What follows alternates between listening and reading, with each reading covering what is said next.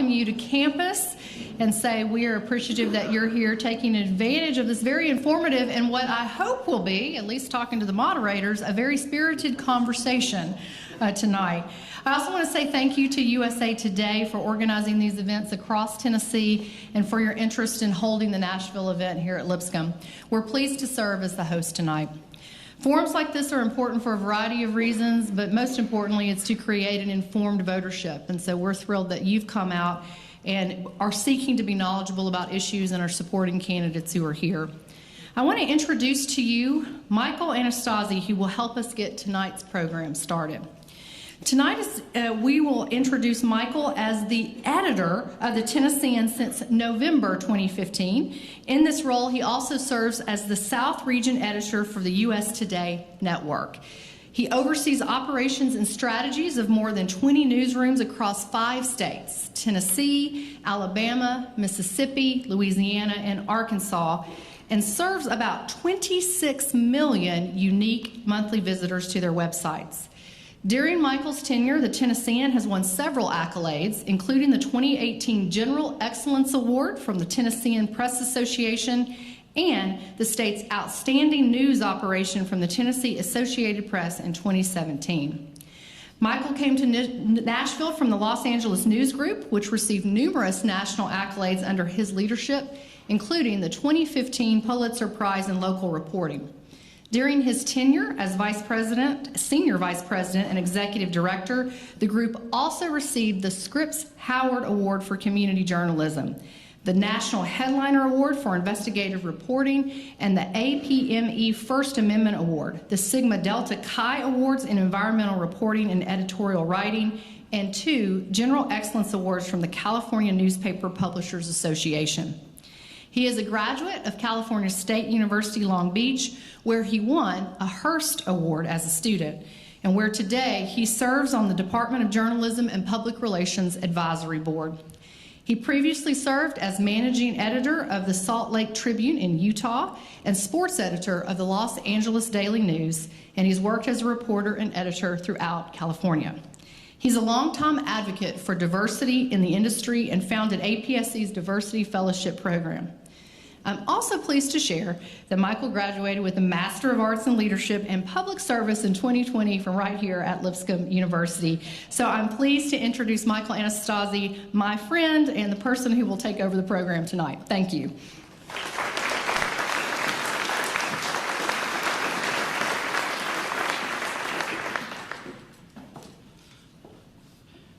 Thank you very much. I wasn't quite expecting my resume to be read. So it is a pleasure to be here today on the campus of Lipscomb University, an institution that shares the Tennesseans' deep commitment to public service and community leadership. In 2017, the Tennessean launched an initiative we called Civility Tennessee, dedicated to these bedrock principles. Our focus was to reassert our community leadership by focusing on convening diverse voices from all of our community, not just some of it, and to end telling people how to think, which is how we were often perceived.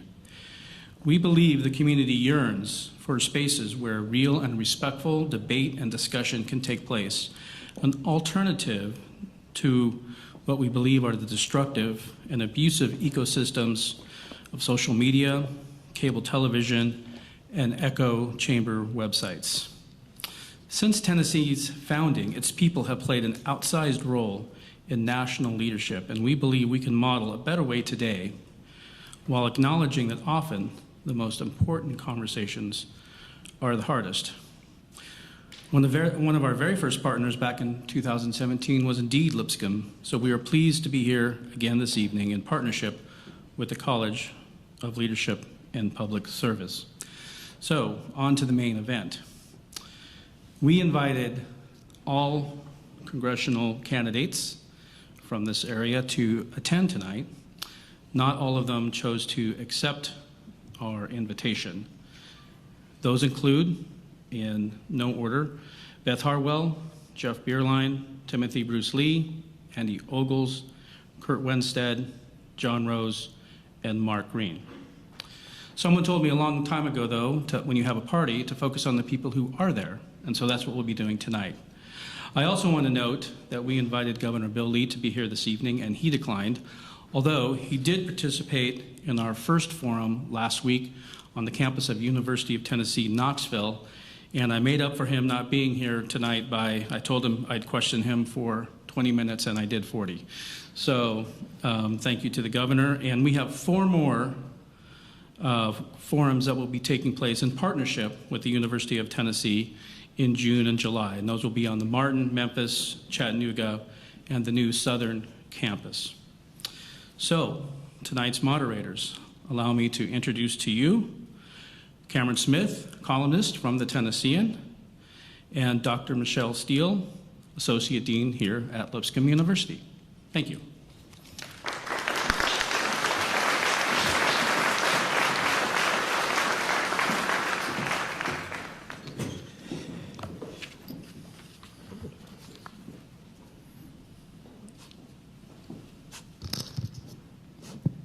Hi.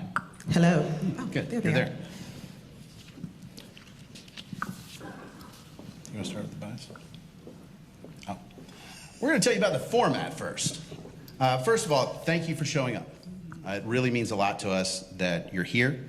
Candidates will have 90 seconds to make an opening statement. They will have 60 seconds to answer our questions. And then if a candidate is named by another candidate, they can have a 30-second rebuttal. And we reserve the right, if you start wiggling and don't actually answer the question, to interrupt and ask you to answer the question again. Each candidate will also have 90 seconds to make a closing statement. All righty, let's get started. Y'all ready? So for our congressional candidates, incumbent Congressman Jim Cooper, Nashville, retired after the Tennessee General Assembly with redrawing the congressional maps, splitting Nashville into 3 districts. And so we have those candidates here representing 5, 6, and 7. Just wanted to put that caveat out there, but we're going to go ahead and get started with our gubernatorial candidates. As I read your bio, you all can begin to make your way to the stage. Candidates for Democratic nomination for governor include Carnita Atwater, Jason Martin, and J.B. Smiley.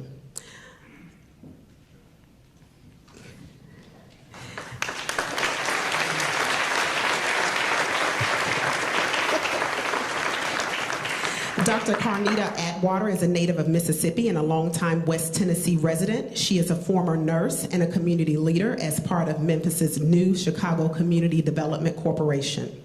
Dr. Jason Martin was raised and educated in Alabama. He is a physician and business owner, has worked at Vanderbilt and Meharry Medical College, training physicians, and is a healthcare advocate.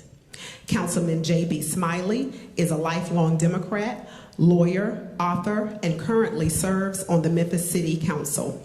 His vision is to make sure all residents of Tennessee, no matter their income, race, gender, or beliefs, are respected and their voices are heard. So we'll go with opening statements. Dr. Atwater, you go first. Good evening, and I am elated to be here today. My name is Dr. Carnita Atwater. I am running because I want to put politics back into, people back into politics. I think at this point we need to have a person in governorship that have common sense and knows how to reach out and connect to the people. I also want to be a people-oriented, community-driven governor. I hope that you vote for me, and I look forward to all the questions tonight. Thank you. Thank you. Dr. Martin. All right, good afternoon, Nashville. My name is Jason Martin, and I'm a husband, a father, a critical care doctor, a proud Democrat, and a candidate to beat Bill Lee in November. I moved to Nashville 20 years ago. I grew up in LA, Lower Alabama, and I was raised by working class folks in a working class neighborhood. And my parents taught me about the values of hard work and faith and family and community, and I'm proud to have come to Tennessee and built on those values working at the Nashville VA Medical Center, taking care of those who so proudly served us, and working at Nashville General Hospital, helping to take care of under-resourced folks right here in Davidson County. It's been one of the great privileges of my life to work at Meharry Medical College, training tomorrow's healthcare heroes, the nation's oldest historically black medical college. And most recently, I've been working up in Sumner County. And whether I've been taking care of folks, meeting them where they are in the hospital room, or taking care of or talking to citizens as I've been traveling all 95 counties, 20,000 miles up and down the state of Tennessee, I've learned about how Governor Bill Lee's policies are detrimental for us all.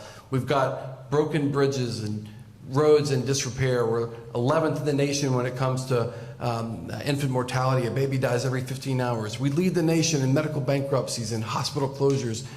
I saw 25,000 people in the state of Tennessee, 400 at my very own hospital, die from COVID. And I know we can do better with all of these issues with an ounce of leadership. That's why we have a prescription for Tennessee on the website. Check it out, martin4tn.com.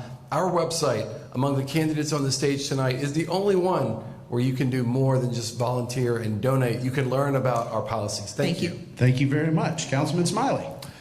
Thank you to the USA Today Network and Lipscomb University for hosting this event. And thank each and every one of you for being here today and those watching online from the comforts of their own home. Bill Lee is about two things: big business and big donors. Tennessee deserves a governor who is about us. I am Councilman J.B. Smiley, Jr.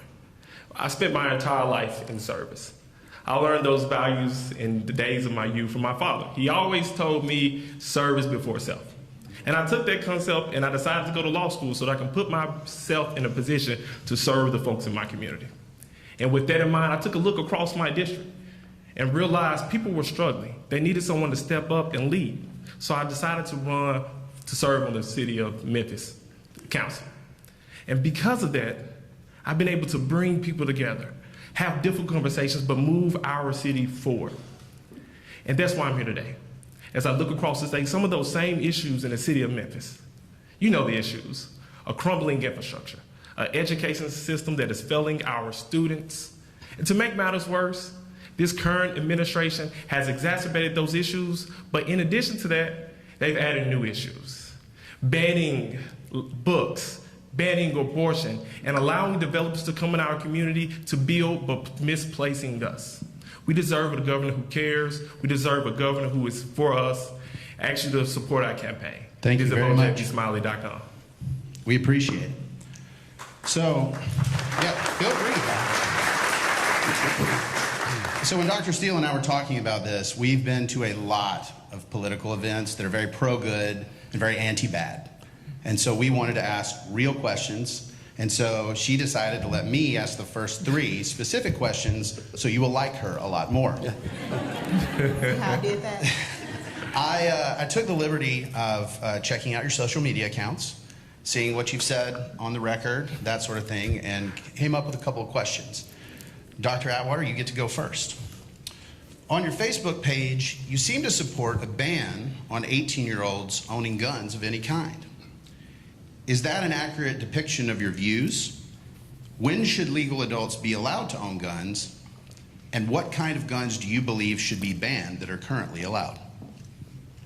That's absolutely my forethought on that. I do not think that 18-year-olds are mature enough to have guns. Also, too, they need training, management, and to actually be taught the safety of guns. I believe in banning assault rifles.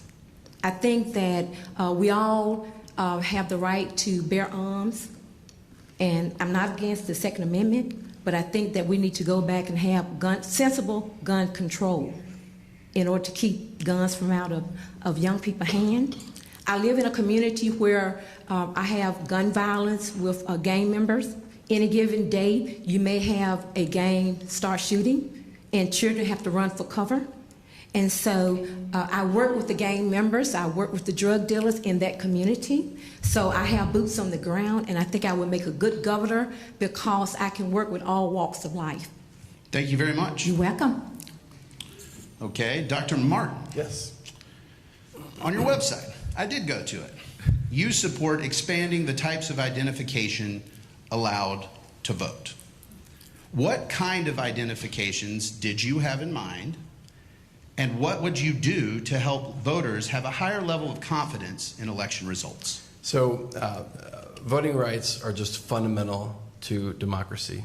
We need to do everything we can to expand voting rights and get more people out to the ballot box. You know, here in Tennessee, we're in the bottom 40s in the nation when it comes to registering eligible voters. And then once they become registered, we're in the bottom 40s in the nation when it comes to getting those voters out to vote. So we have a lot of things that we can do, and I'll get to your question about ID. But we need convenience voting centers. We need it so that people can go vote at a place that's near them and not just a place that's prescribed. We need... what ID could they bring to those places? I think that we need to make a way to certify student IDs. You can go out and vote with a handgun ID right now. You ought to be able to go out with a certified piece of identification from a school and vote. And that would make it a lot easier for our students and our young folks to engage politically, and that's important for the future. Thank you. Sure. Councilman Smiley, you tweeted out, "We must begin to pay teachers a salary commensurate with their worth." What is that salary, and should it be tied to relative academic progress for the students they teach? Well, first of all, our education system has a lot of problems. And one of the main problems is teachers are not making a wage that's decent. The fact that teachers, if you come into my hometown, teachers would go into the break room and guess what they see on the billboard? A help wanted sign from FedEx. That's problematic. They provide absolute value to us. And you asked me about what's the salary commensurate with their worth? Let's think about a living wage. In this state, we're paying people $25,000 a year, and we expect them to meet the needs, the basic needs in their community. We expect them to take care of their children. We expect them to buy baby formula, but we're not paying people enough. And I would be in the position that teachers should be making at a very minimum of $55,000 or more. And should it be tied to student achievement? Absolutely not. They are spending their time, a lot of time with students every single day. They're doing their very best. We can't hold them at fault for students simply not meeting the mark. We need to give teachers and schools the resources they need so that they can do everything they can to put our students in a better position. Thank you very much. Thank you. Dr. Atwater, given recent leaks, the Supreme Court seems likely to leave abortion policy to the states. At what point of gestation, if any, do you believe the state has a compelling interest in protecting the unborn? What exceptions would you make? Absolutely none. I think that abortion is a personal right, and I feel like a woman have total autonomy over her body, and especially when it comes to rape or incest. I don't think that no one should be able to tell a woman that she should carry a baby to full term in that situation. So at no point during a pregnancy would you support restrictions? Not at all. Okay. Thank you. I want others to ask it. Yes, Dr. Martin? Yeah, so first of all, I want to point out that Roe versus Wade being overturned, if that actually comes to pass this summer, that alone would not take away health rights for women here in the state of Tennessee. That dubious distinction belongs to the radical supermajority and Governor Bill Lee, who passed the trigger law. And so we need to make sure that that's clear so that we can hold them accountable. Here's what we know about abortion, and I'll get to your question. Here's what we know about abortion. Abortion restrictions do not stop abortions. Abortion restrictions stop safe abortions. The government has no role in the doctor's office with a woman, her family, her God, and her doctor.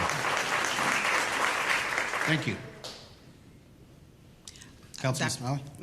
Councilman Smiley. I find it ironic that when we talk about abortion rights, the majority of the folks who spend time in the General Assembly are a bunch of older white men who know nothing about reproductive health rights, who know nothing about what the absolute truth is. Women are entitled to make decisions regarding their own body.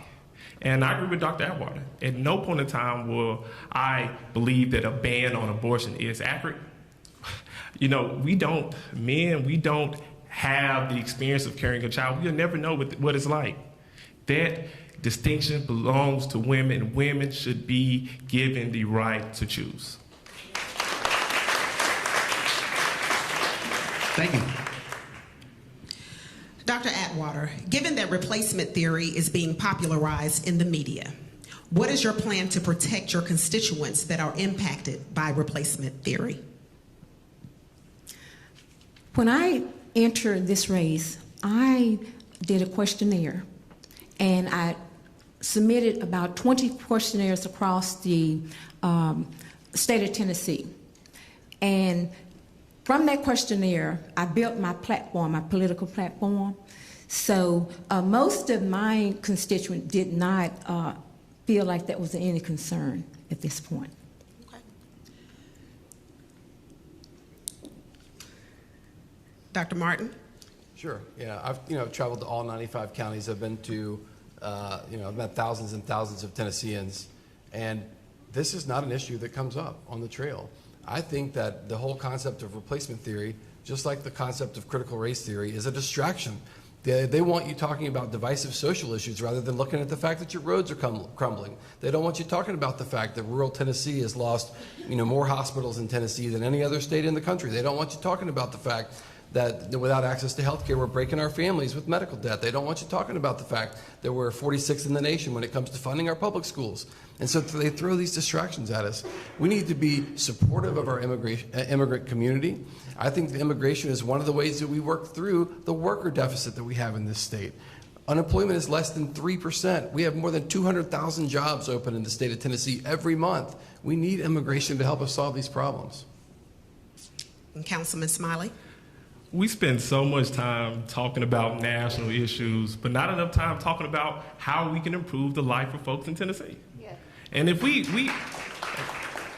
and when we focus on that, what we will understand is we have a General Assembly and a governor who simply refuses to do the right thing by expanding Medicaid. If we expand Medicaid, we know that less likely for rural hospitals to close. If we expand Medicaid, we know that we are giving people access, over 200 Tennesseans access to health care. If we expand Medicaid, we know that those folks who are addicted to opioids will have treatment centers in their community so they can get the help they need. Let's not talk about national issues. Let's talk about how we move our state forward. Thank you very much. So I'm glad that you mentioned focusing on state issues. There's a number. 471,243. That's how many more votes Governor Lee received than Democrat Carl Dean. With Republicans enjoying an almost 20 percentage point advantage, what's your plan to win if successful in the primary? Dr. Atwater. Well, my plan would be to do what I've been doing for the last 4 decades. I have connected to the citizens across the state of Tennessee. I feed over 10,000 individuals every year, homeless people. I donate 5,000 book bags and school supplies, 5,000 coats and blankets and hats every year. So I would be a boots on the ground person, and I think that people have connected to me because I have served the people well, and I have a proven record of doing that. So I will be a governor that's a little bit different and use common sense and take care of the people by any means necessary. I want to follow up on that, though. Those are good things, and I like that. Yes. How do you get more votes?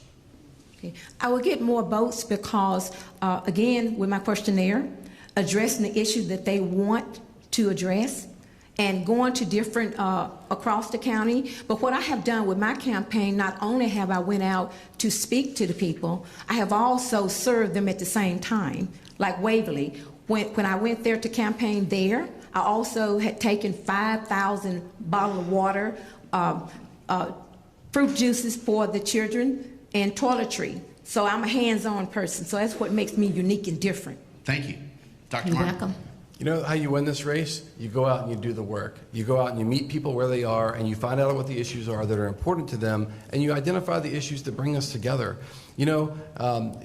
I'm telling you, we've been to all 95 counties. We've met with thousands of people across this state, and rural Tennessee wants the same thing that the more urban centers want. Red Tennessee wants the same things that blue Tennessee wants. They want a great job so they can go out and work hard and provide for their families. They want access to health care. They want a quality education, including workforce training. And these are the things that bring us together. That's how you win a race. Thank you. Councilman Smiley. In 2006, there was a young man from West Tennessee who put his name on the ballot. And the question then was, could a Democrat win statewide? And that's the same question we have here today. But what he did different, he went all across the state. And on one particular day, he went into a restaurant that said The Little Rebel. He was a Democrat, so he was concerned.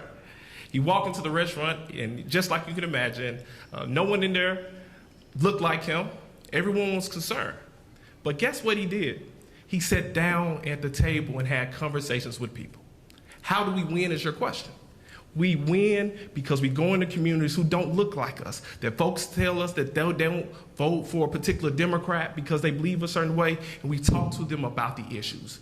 We create movements, grassroots movements in communities, bring people in, get them excited. We are in the bottom states when it comes to voter turnout because Democrats for a very long time have not went into those communities. We are going to those communities, we're getting people excited. The millennials, the Gen Xers will be excited about our campaign. Thank you all. Candidates, gas prices are beyond ridiculous. What, if anything, should the state government do to address the cost of gasoline as we head into peak travel season this summer? Dr. Atwater.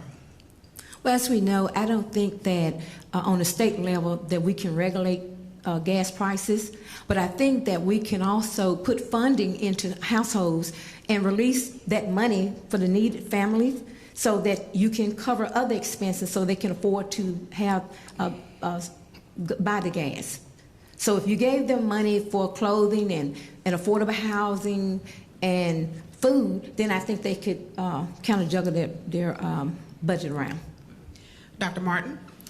Sure. So, we do have some flexibility in terms of dealing with gas prices here in Tennessee with the gas tax. And so, and by the way, this fiscal year, we've accumulated $3 billion of your tax dollars more than we anticipated. So we're sitting on a big pile of money. We could put that money to work for folks and give people a little break at the pump for a period of time. But let me tell you another way you deal with high prices and inflation. As the chief executive of the state, you have an opportunity to lobby the federal government in a special way. And I think you should go up there and say, look, we need to get these tariffs out of the way that are hurting our farmers. We need to get these tariffs out of the way that are making inputs for our factories and our producers more expensive, because that trickles down and causes our goods to be more expensive. We could also be more judicious about how we use the funds and our social safety nets. Why did it take an election year for Governor Bill Lee to finally release some of that TANF money, temporary assistance for needy families money? We've been sitting on it, over $700 million, and finally we have his attention. Thank you. Councilman Smiley? Well, I agree with Dr. Martin to the extent that, we have flexibility. We could freeze the gas tax or we can lower it. But in addition to that, we shouldn't even be having this conversation if our legislator and our governor would do the right thing, which is to write into a law a living wage. If people had the funds necessary to pay bills, we wouldn't be having this conversation. Because you know what? The state of Tennessee is in the bottom fourth when it comes to median income. People are poor.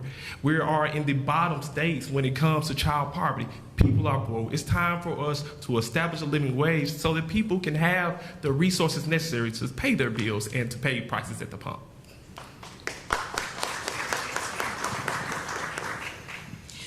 What is one perspective or policy that you've been wrong about? What changed your mind? Dr. Atwater. One policy. I think the only policy that I would think that I was wrong about would be community revitalization, the tax incentive. I think that policy, I'm against tax incentive for large corporations. And I'm for giving tax incentive to people living in poverty and farmers. So I think I was wrong about tax incentive because most tax incentives given to large corporations. And I would like to see tax incentives given to people living in poverty and farmers. Dr. Martin? I've learned a lot of lessons on the trail, and I've been taught a lot, but I don't think I've spouted something that I would say, oh, that was a mistake. My approach to leadership, if I don't know the answer to something, is to be a student, to ask questions, and to learn about it. And so I can't point to a specific issue and say, I wish I could take that back. No, I can point to a lot of issues and say, goodness, I have a lot to learn still. and I'm open to doing that. Councilman Smiley. So we all have, I'm assuming, various campaign stories. I wouldn't say I was wrong, but I agree with Dr. Martin. There are some things that we just don't know. I spent some time in Benton, Tennessee, and I made this statement. I said, being poor in Memphis is just like being poor in Benton County. They gave me a standing ovation. I thought I did a really, really good job. And then there was a little lady who said, Councilman Smiley, could you come here? So I walked to her, and I have a conversation with her, and she said, well, think about this. In Memphis, if you're poor, you can walk to the corner store and get your groceries and get something. But if you're poor in rural Tennessee, the nearest corner store or the nearest store is miles down the road. And I sat there and said, you're absolutely right. So that's one time when I understood that, going across the state, learning issues and communities, I had a lot to learn. And we're learning every day, and we're trying to be better for the people of Tennessee. Thank you. The state recently enacted the Tennessee Investment and Student Achievement Act this year to reform student finance. The new law focuses more on funding students than systems. Should parents have publicly funded alternatives to traditional public education? If so, what should they be? And if not, what changes would you make to the current public education system? Dr. Atwater. I have researched that what they agreed to, but I am for for public schools. And I think when you go that route with vouchers for parents, I think that you take money from the public school. And I think that's a backdoor to systemic racism when it comes to desegregating schools again. So I think that that's something that we should look at. I feel like parents have the right to send their children where they want to, but I think we should really put money back into the public schools. So I believe in public schools 100%. Thank you. Dr. Martin. Look, Governor Bill Lee has waged a war against public education his entire term in office, whether it's, threatening librarians, not speaking out against book burning, taking away local authorities' rights to take care of themselves during COVID, you name it. And by underfunding them. We've had 11,000 unfunded teacher positions in the state of Tennessee. We've been 46th in the nation when it comes to funding our public schools. And so now it's become a crisis because we've let public education wither on the vine despite the hard work of our public school teachers. And then the governor comes along and uses the crisis to blame the teachers and say, well, we need to take more money from public education. I'm going to put it in air conditioner terms for you. It's like walking into a room and turning the air conditioner up real hot and then saying, man, it's real hot in here. So parents shouldn't have publicly funded alternatives to traditional education. Vouchers are a way to defund public education, and I firmly stand against them. Would you make any changes to the current public education system? What we could have done is fully fund the BEP rather than leaving it deficient and under-resourcing our schools, under-resourcing our teachers, and leaving $2 billion of unfunded mandates for the counties. That's what we could have done. Thank you. Sure. Councilman Smiley. TISA is just like everything else Bill Lee has done. Ineffective, and it leaves us behind. The problem with TISA is threefold. The first is there's a lot of money up front, but what happens when that funding runs out? Local municipalities will have to bear the burden. In a few years, they will be faced with the decision to either increase their sales tax or raise their property tax, and I think that's unfair to a lot of local communities. And the second thing is, this governor has made it his mission to privatize public education. What this program, what this funding method does, it creates a slippery slope. We allow the dollars to follow students, but what happens when those students go to private schools? Our public schools are left behind. And the third thing is, it's simply not enough money. So you would not support alternatives to traditional public education for parents? Absolutely not, especially when it comes to vouchers. It is problematic for the people of Tennessee. I wish we would see that. Thank you very much. We're going to switch the order a little bit. Going to be surprised. It's very exciting, the order switching. People are happy. Mindless partisanship is killing our state and nation. Name one Republican you look forward to working with as governor and what issue you'd like to work on with them? Dr. Martin. Yeah, well, listen, this is a very important question.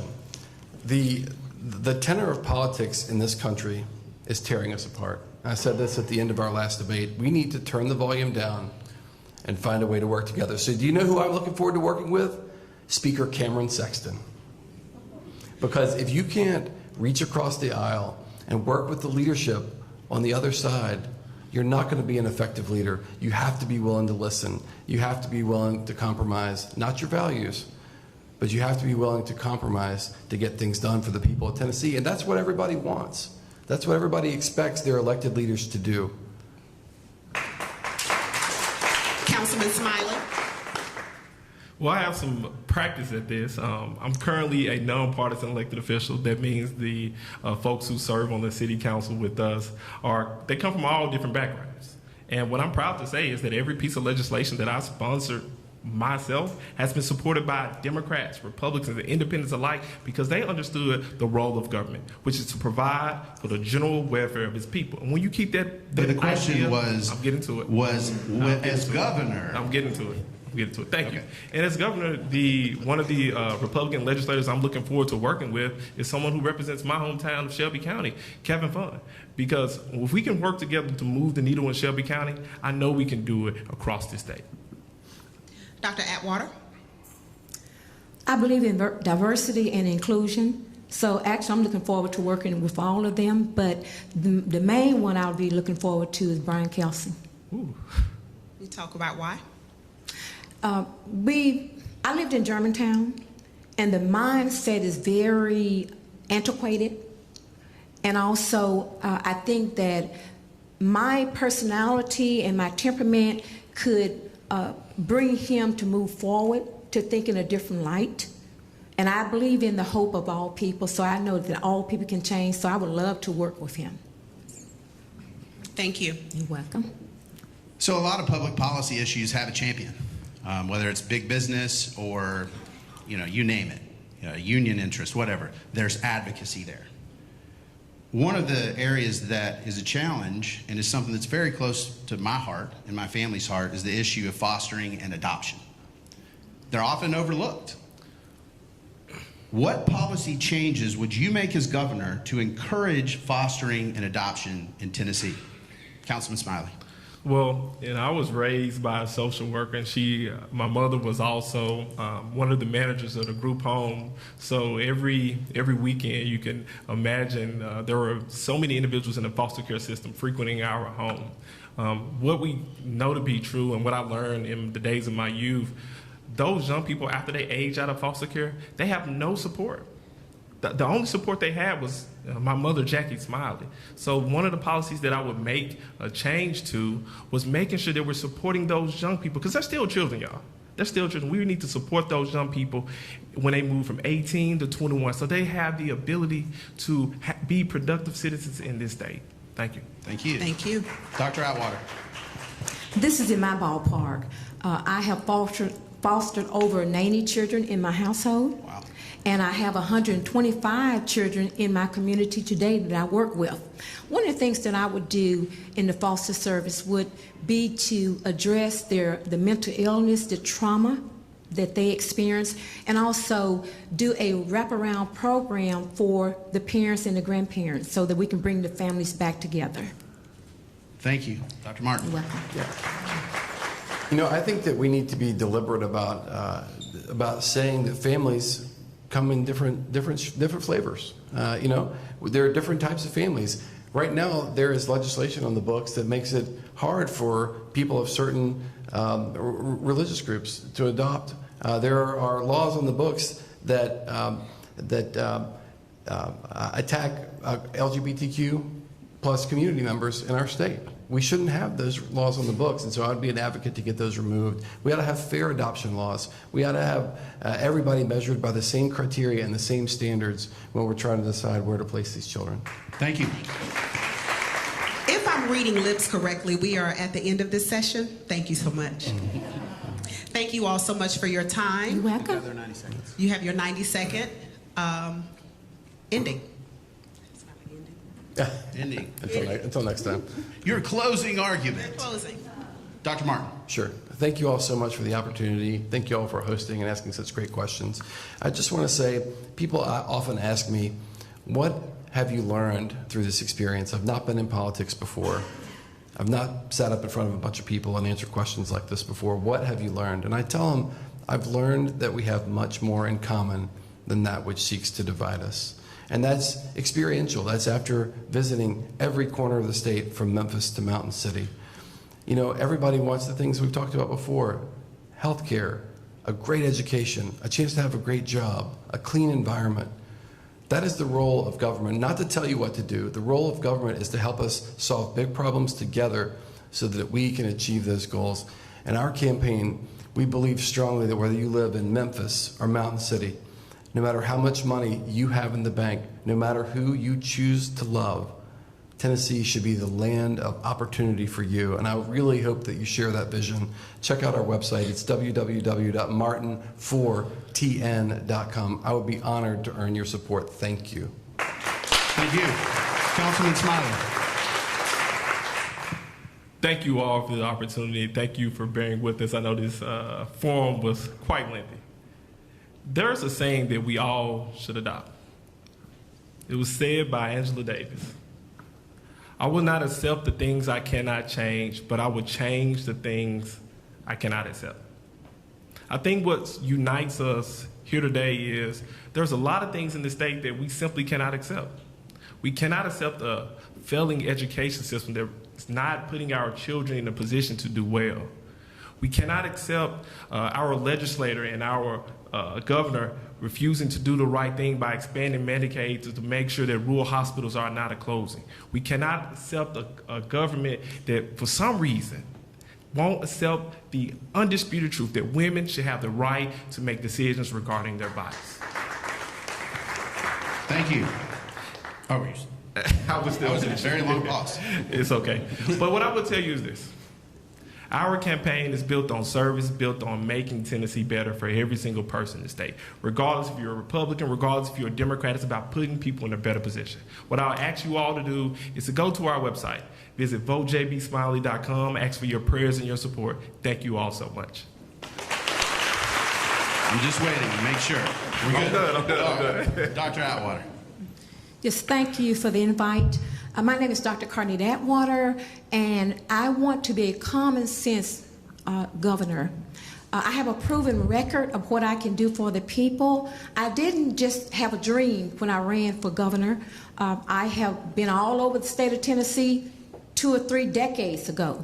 So I want to address the poverty in the state of Tennessee, the homelessness in the state of Tennessee. I do not like to see the homelessness criminalized. Also, as we speak today, I'm boots on the ground. I have about 5 women that experience domestic violence that I'm hiding out in my Underground Railroad safe haven. So I'm not interested in a lot of political jargon. I have done the work. I'm a proven servant to Tennessee, and I look forward to you all voting for me. I am a boots on the ground governor, and I'm the people's governor. Please look at my website at water4governor.com. Thank you. Thank you all very, very much. We appreciate you. Thanks.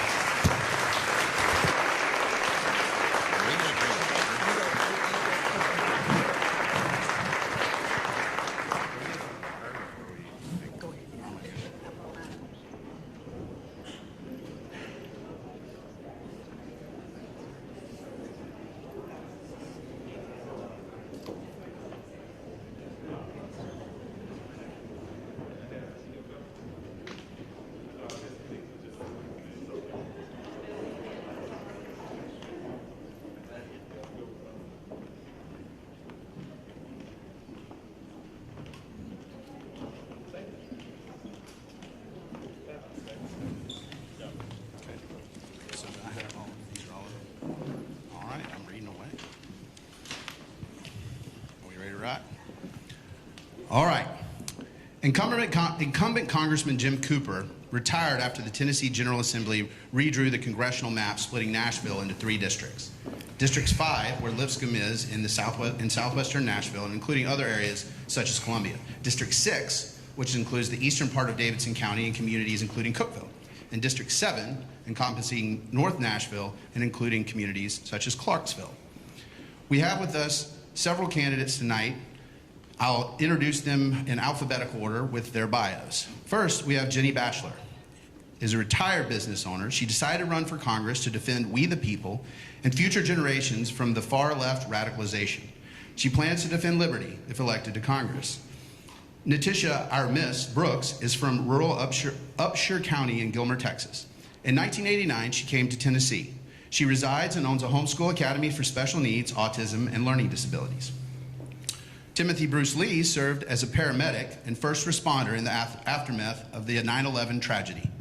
As a lifelong resident and multi-generational Tennessean, he has dedicated his life to public service and bettering his community.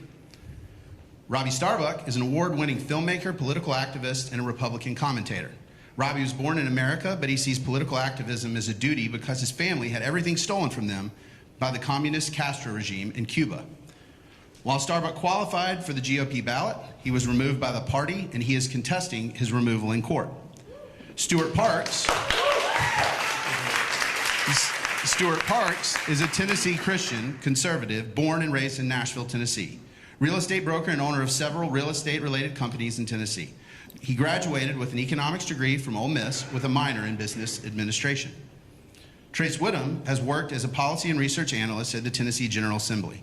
He has also worked on political campaigns, including State Senator Bo Watson's successful election. He's a graduate of the University of Tennessee, Chattanooga. We'll start now with our candidate opening statements. We'll begin with Jenny Bachler. Thank you very much. Thank you all for being here tonight. You know, as a retired businesswoman, during my career, I leaned a lot on my common sense. I built teams that would work together, and I spent a lot of time solving problems with those teams. And I had to balance my budgets, by the way. And that's something that everybody in Congress could take a little hint from. When I achieved the success that I did, having no college education, I actually was able to build a business that had 13 branches by the time I sold it, and they were nationwide. I also ended my career serving as a chief operating officer of a global event planning company. And so that took me to my retirement. And when I retired, I had a chance to really look around the country and the state. And what I saw was very hard, because seeing families and friends divided over political opinions and wokeness and radical ideology was very difficult. But it got even worse when I looked at our career politicians who were running Congress. And we have the highest inflation. We have the highest inflation we've had in 40 years. We have the highest crime rate that we've had since the 90s. We have the highest gas prices ever on record. And we have an invasion at our southern border, ladies and gentlemen. Thank you so much. That's not good enough. Moving to Natisha Brooks. Good evening. Thank you, USA Today. Thank you, David Lipscomb University, UT, for having this forum for us. My name is Natisha. They call me our Miss Brooks. I am a homeschool owner and director. We have emphasis on autism and learning disabilities, and this needs to be a national discussion yesterday. Our teachers are suffering curriculum-wise, our teachers and parents, and for about 10 seconds, I will defend our governor, Governor Lee. I am a pro-choice educator for parents, that they have a right to choose how they want to educate their children. Thank you. Timothy Bruce Lee. Thank you for showing up today to learn more about your candidates.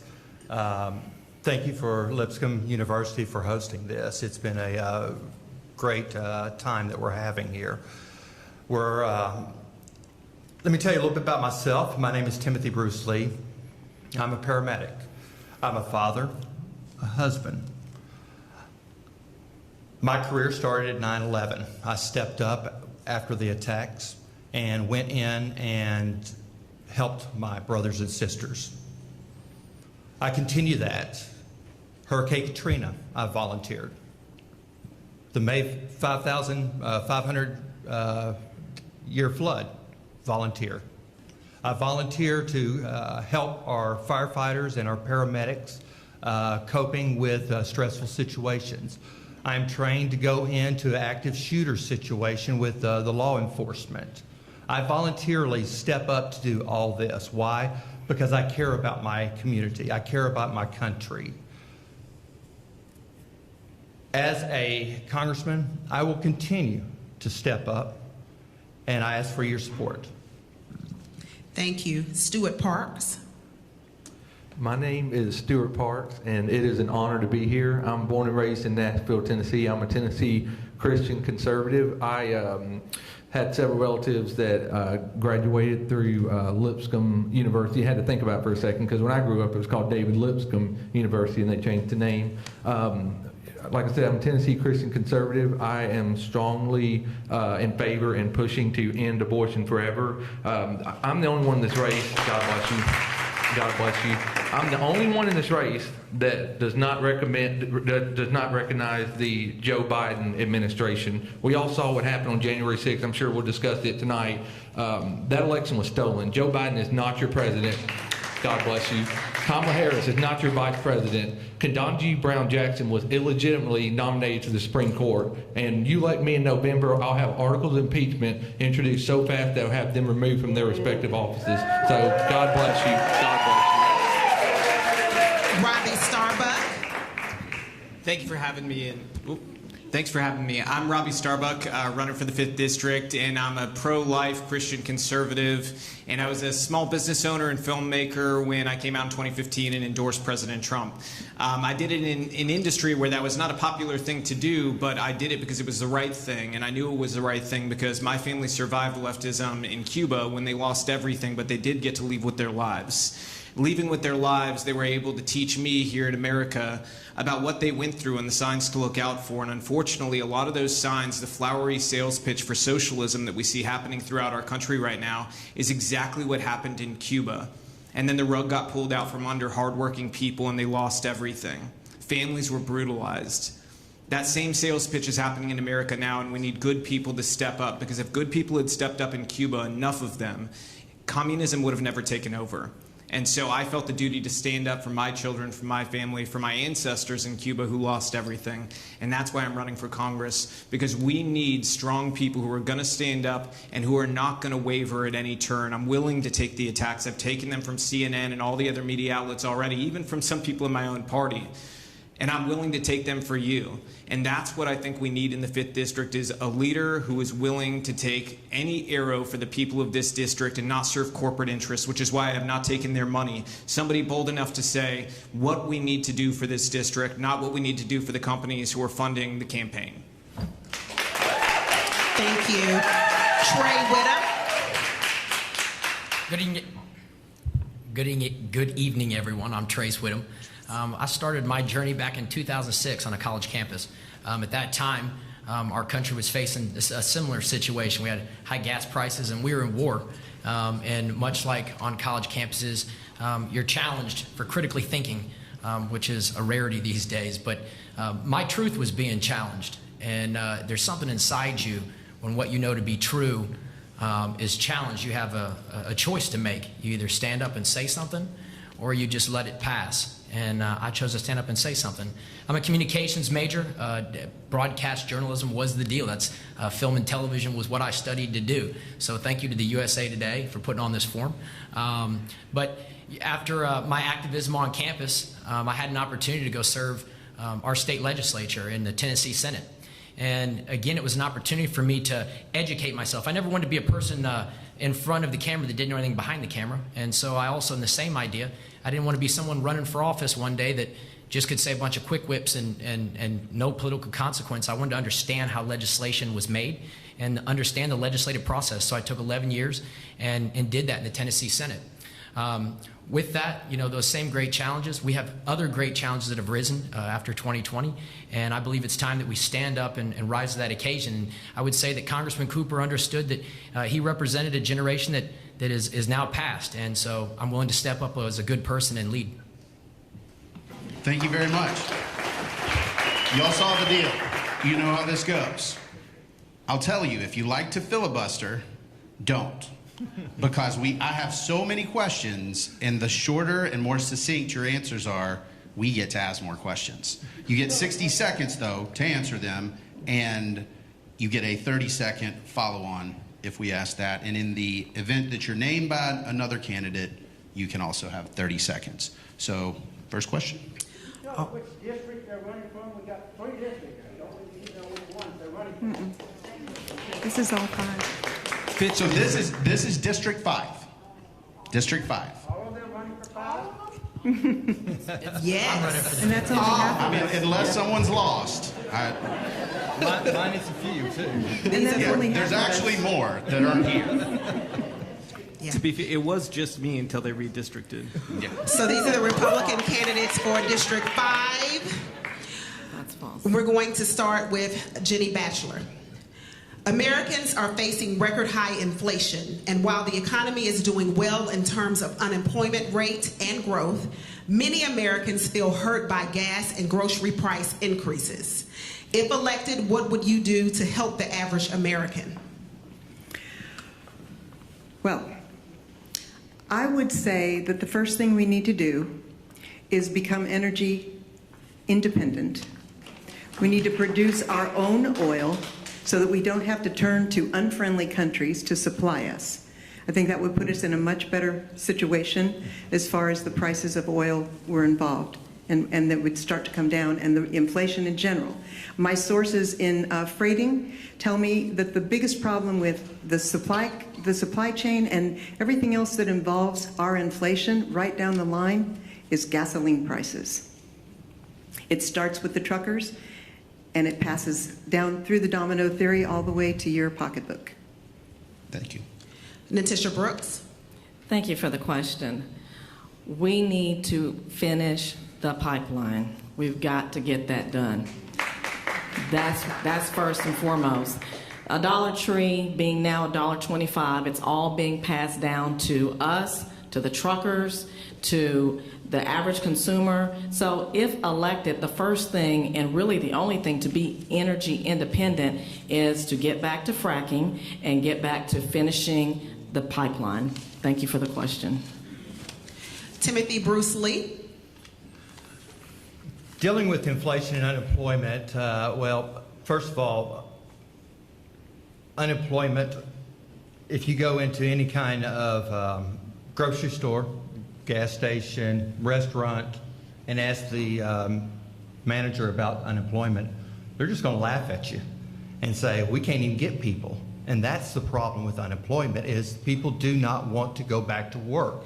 Our government has brought a monster out in people and saying, hey, you can stay home and make it just as much money. And we have to get people back to work. As far as inflation, the only way we can get our inflation under control is to open the pipeline. We have to decrease the regulations on small businesses. We need to provide access for people to get services again. That's the only way we can get this done. Thank you. Stuart Parks.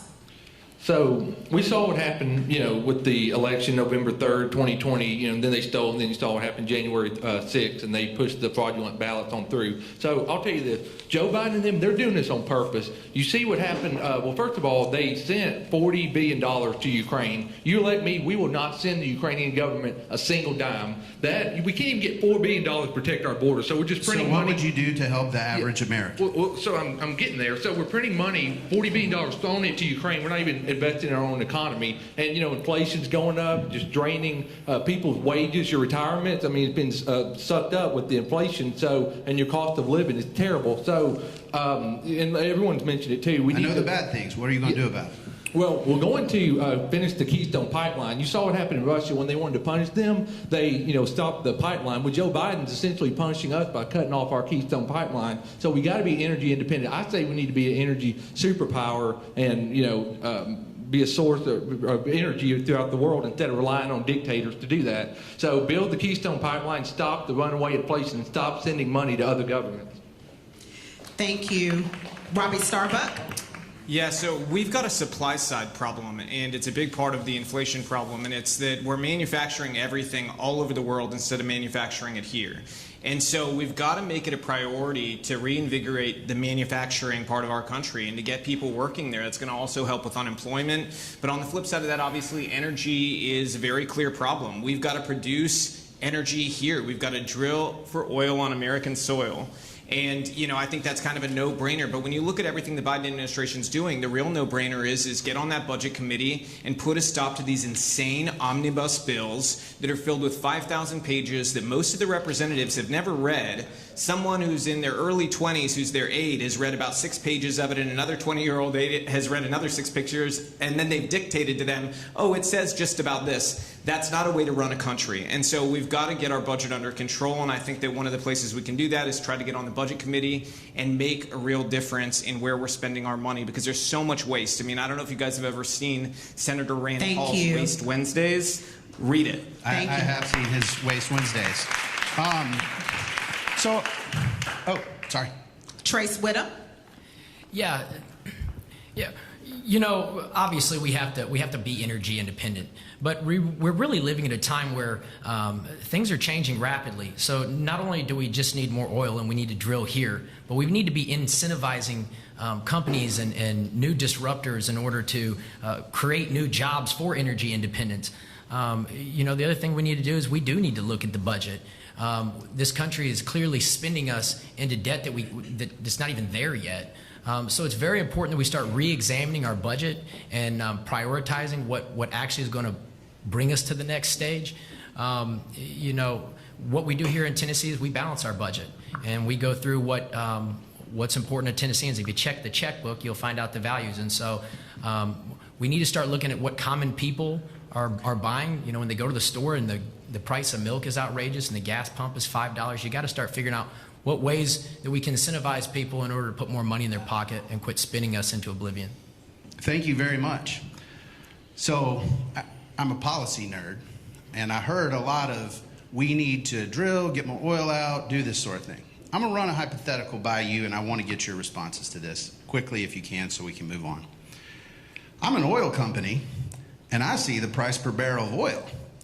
And if I just go and drill, baby, drill, the price goes down.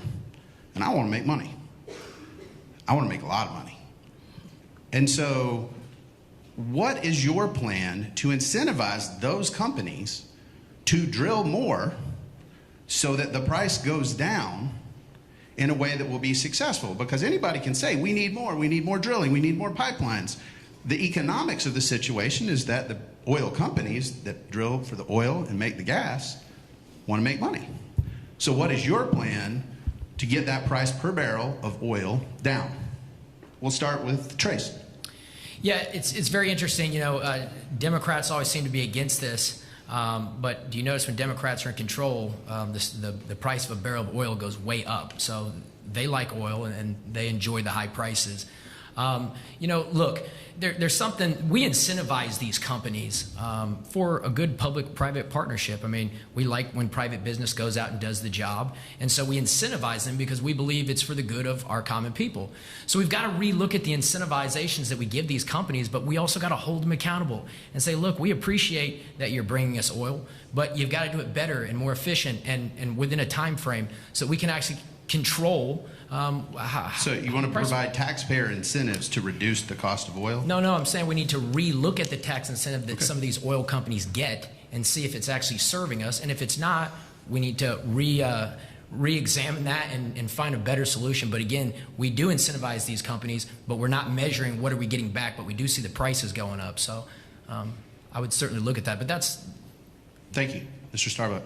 You know, I'll keep this one short. I think we need to put some rules on the permits, because if a bunch of companies are competing for permits on public land, which in many cases they are, the real incentive can be saying, hey, we have a minimum number of barrels you're going to have to produce as a company if you want to be competitive for this. And that's something that I think we could very easily get these companies on board for if they want those permits, because they look at the long term. They're not just looking at this quarter's profits. They're looking at their long-term profits. And for that profitability to be in a good position, you want to get those permits. And so I think that's one way to do it, to make sure that we're getting the amount of oil out there that we want to get out there, because that's what brings the price down. Thank you. Mr. Parks. So I'll tell you what it is. So, these oil companies want to make money. I'm all for it. I own several businesses. I understand. Well, what it is these left-wing environmental laws. They're putting, I'm in favor of, taking away these left-wing environmental laws, deregulating these oil companies so, their cost of doing business goes down. Which regulations would you take away? Well, I don't want, all these fracking, all this stuff they're concerned about killing fish and all this other stuff with the oil companies. I think they were doing a great job. I mean, nobody wants to see like dirty, muddy waters. We want to have good beaches. I lived in Mississippi during while I was in school at Ole Miss in Tupelo. They complained about dirty beaches. And so, I know we need to get rid of these environmental regulations and stop taxing these companies so that they can make a profit while they're drilling. And we have enough oil here. We can be an energy superpower and the world supplier of oil. We need to stop going to these dictators and other companies or other countries and relying on them for our energy. Thank you. Mr. Lee. Back in 2016, we had a president that decreased the regulations on oil companies. He opened up federal lands. There was more drilling going on. There was more production going on, resulting in lower prices. 2020 comes around, more regulations. We take away the federal drilling. Mining is gone. These companies aren't looking to get rich instantly. They're not doing that. It's supply and demand. Right now, the demand is very, very high because of the regulations that are in place, the federal restrictions that are in place. They make it very difficult, and they are not going to drill more until those regulations are lifted. And at that point, our prices come down. Thank you. Ms. Brooks. In order to get something, if I give you a permit, what are you giving us? We're now at a time of humanitarian crisis on the oil. If you talking about the oil companies, if they want permits, what are you giving us something back? And so as far as tax benefits, if you want those tax benefits, what are the consumers going to get? Thank you very much. Ms. Bachler. Well, I would take a look at providing them with some sort of policy that assures them, since they are looking at long-range profits, that assures them that in 15 months or 2 years, the rug's not going to be pulled out from underneath them the way it was in 2021. And I think that they were doing a fine job. I was pretty happy with it when I was paying $1.75 a gallon for gas. Me too. Okay. Thank you. This one's going to be an interesting one. I love the Constitution, and I love the separation of powers. Name one issue, since y'all are the Republicans, where you disagree with President Trump? We'll start with Ms. Bachler. Oh, of course. Policy-wise, I have to say that I cannot think of a policy that I disagree with. Or issue. Or issue, or personality. Personality. Or persona. Anything. It's your answer. I can disagree with him on his presentation and the way he presents himself and the way he interacts with some people. I applaud him for speaking his mind, but I don't applaud him for criticizing people in a way that's hurtful, and I don't think it's necessary. But as far as his policies are concerned, I'm all for him. Thank you. Ms. Brooks. As far as policies are concerned, I don't see anything. President Trump did so much for, when he was president, the unemployment for African Americans, Latinos was at an all-time low. He did much for HBCUs. I'm an HBCU graduate, Prairie View A&M University of the Texas A&M system. He brought a lot to the table. What I liked about him is he did what he said he was going to do, and that's. But that's not the question. Okay. The question is, you want to be a separate branch of government. what's something, just anything, that you would have held him accountable? The only thing that I would hold President Trump accountable for is Twitter. If he could just get off Twitter, we would be in a better situation than what we are. But the way he handled Twitter could have been a little bit better. The way he handled people could have been a little bit better. But as far as policy, I did answer the question. There is no policy that I would disagree with how he handled or what he did, because he did so much for minorities when he was in office. Thank you. Mr. Lee. As far as policies are concerned, there isn't one. We had the country going in the right direction. The only thing that could really truly hold him accountable for is underestimating Democrats from stealing the election. That's it. Mr. Parks. I love Donald Trump. Best president we've ever had. He's still the president today. Love him. I think we could have done better, and I think he agrees with me on this. So I don't recognize same-sex marriage. And you look at the Supreme Court ruling that came out 2015 over Gayfield versus Hodges. It's a fictitious idea, same-sex marriage. It's like Santa Claus. Marriage is between one man and one woman based on their biological gender at birth. And so you would have voted against his nominees that authored that opinion? I would have questioned his nominee to the Supreme Court if they would have, brought up that idea of same-sex marriage. Again, I don't agree with it. I don't recognize it. And when you elect me in November, I want that Supreme Court ruling overturned. All right, Mr. Lee, or no, Mr. Starbuck. Sorry.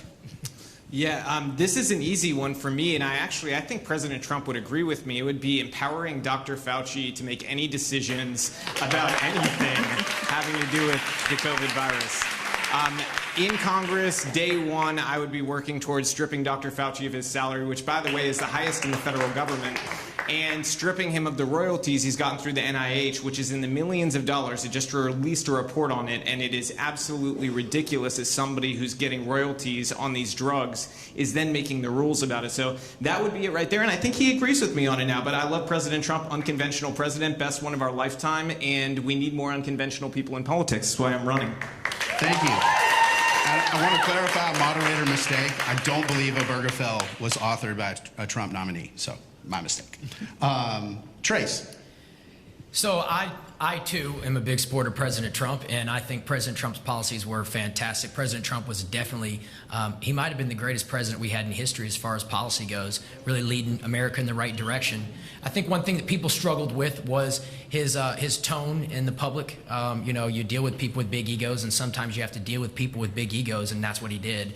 But the thing I think that I would have done differently if I was President Trump is on day one, I would have moved that embassy in Jerusalem faster. I think he could have had a moment like President Reagan did with the hostages, and he could have told the world that America stands with our greatest ally, Israel. And on day one, I would have moved that embassy right to Jerusalem. Thank you very much. All right, and for our last question. Knowing that most Democrats and Republicans in Congress almost always vote with their party, what makes you stand out from the rest of the candidates? How will you buck the trend of monolithic partisanship in Washington, D.C.? Let's go with Trace. Could you repeat that question? I sure can. Knowing that most Democrats and Republicans in Congress almost always vote with their party, what makes you stand out from the rest of the candidates? How will you buck the trend of monolithic partisanship in Washington, D.C.? Well, you go with good ideas. You're there to represent people, not represent a party. And oftentimes people get that mixed up. You rank and file.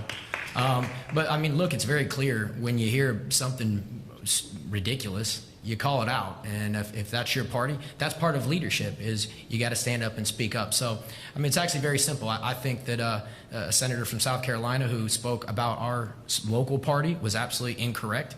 And I spoke up and said, hey, you're incorrect. Stay in your lane. So sometimes you have to do that again. And I think everyone understands that. And it's about the best idea for our people, not just our party leadership. Thank you. Jenny Bachler. Thank you. As far as I'm concerned, partisan politics has broken Congress. I think that the political divisiveness that exists in our country and in our Congress has brought them to a point of being paralyzed. They're dysfunctional. And as far as I'm concerned, I believe that we should stop electing partisan politicians and start electing each other. And start electing people that come from the class of citizens that built this country. The ones that had a vision of what it should be like. And work together and get to Congress and elect people who are from that class of citizen who agree ahead of time to commit to working together to solve the problems of this country. Can you expand on that concept of class of citizen? Like, what do you mean by that? Yes, what I mean by that is I interpret the Founding Fathers as having imagined that we would go to Congress with our life experience. The class of citizens that worked in the workforce, that built businesses, that ran farms, those people would go to Congress and using their collective brain trust, come up with the best ideas that would solve our problems, because they're everybody's problems. They're not Republican problems. They're not Democratic problems. The problems of the nation are the problems of America. Thank you. Robbie Starbuck. You know, I think one of the big problems we have in Congress is that for too long we've allowed this idea to be sold to us as a society that there's this mold that people have to fit to be electable and to be qualified to go to Congress. And how far has that gotten us? I think we have to ask ourselves that question, because the definition of insanity is doing the same thing over and over again and expecting something different to happen. We're doing that in every election, sending the same lawyers from the same schools largely, who are then just automatic yes votes for their party leader. I can't speak for anybody else up here, but I'm not going to be Kevin McCarthy's yes vote. I'm going to be a vote for District 5 and what's good for this district. And I think that's what anybody needs to do who's going in and running. And to kind of back up what Jeannie was saying, we've got to have real people again in these positions who are willing to say no, who are willing to say, hey, you know what, we need to focus on the people's issues, not on the issues of whatever company McCarthy's said, hey, they're writing you all PAC checks. I don't want their PAC check. I want our district to be in a better position. I want more jobs here, more prosperity, and more freedom. And whatever that is, we're going to work with people who are willing to do that. Natisha Brooks. Send me to Congress as your Congresswoman, because these are the issues that are not Republican, Democrat, they're for everybody, we the people. Autism, learning disabilities, farmers. We are Tennessee. Agriculture is Tennessee, and Tennessee is agriculture. The minors, educators. Send me to Congress. What stands me out is we the people. You elect us to do a job for you. And finally, that no one has talked about so far, send me to Congress. We must talk mental health. Mental health is on the ballot. We are in an epidemic. Send me to Congress as your Congresswoman for mental health, adoption and foster care. We must talk about that before we talk about human trafficking. It's a problem when they run away and they cross the state lines. It now becomes a national issue. Send me to Congress as your Congresswoman. Thank you. Just one more thing. Send me to Congress as your Congresswoman to also support the past policies of 2016. Thank you for your President time. Trump. You have an ending comment. Stuart Parks. So I'm a Tennessee Christian conservative, and we all know America was built on Christian ideas and foundation. You know, that's what's making Tennessee so great is a lot of us, go to church, we're inspired by our Christian teaching and Christian interpretation of the Bible.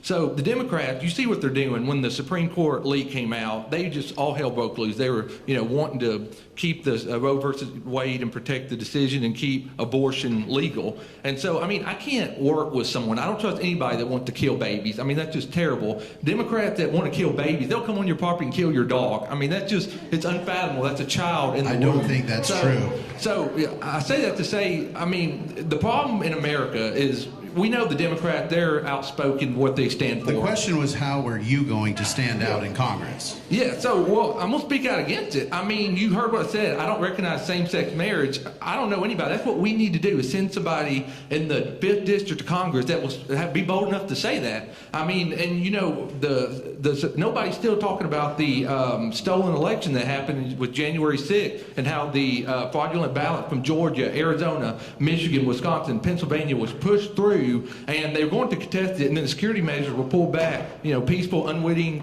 attendees were let in the building, and then, you know. Thank you so much for your time. God bless you. Timothy Bruce Lee. Try to remember what the question was. I don't blame you. What are you going to do to stand out? Thank you. You know, I think there was a president a few years back that said elections have consequences. I will go and I will represent the 5th District as a conservative individuals. I have listened to the constituents.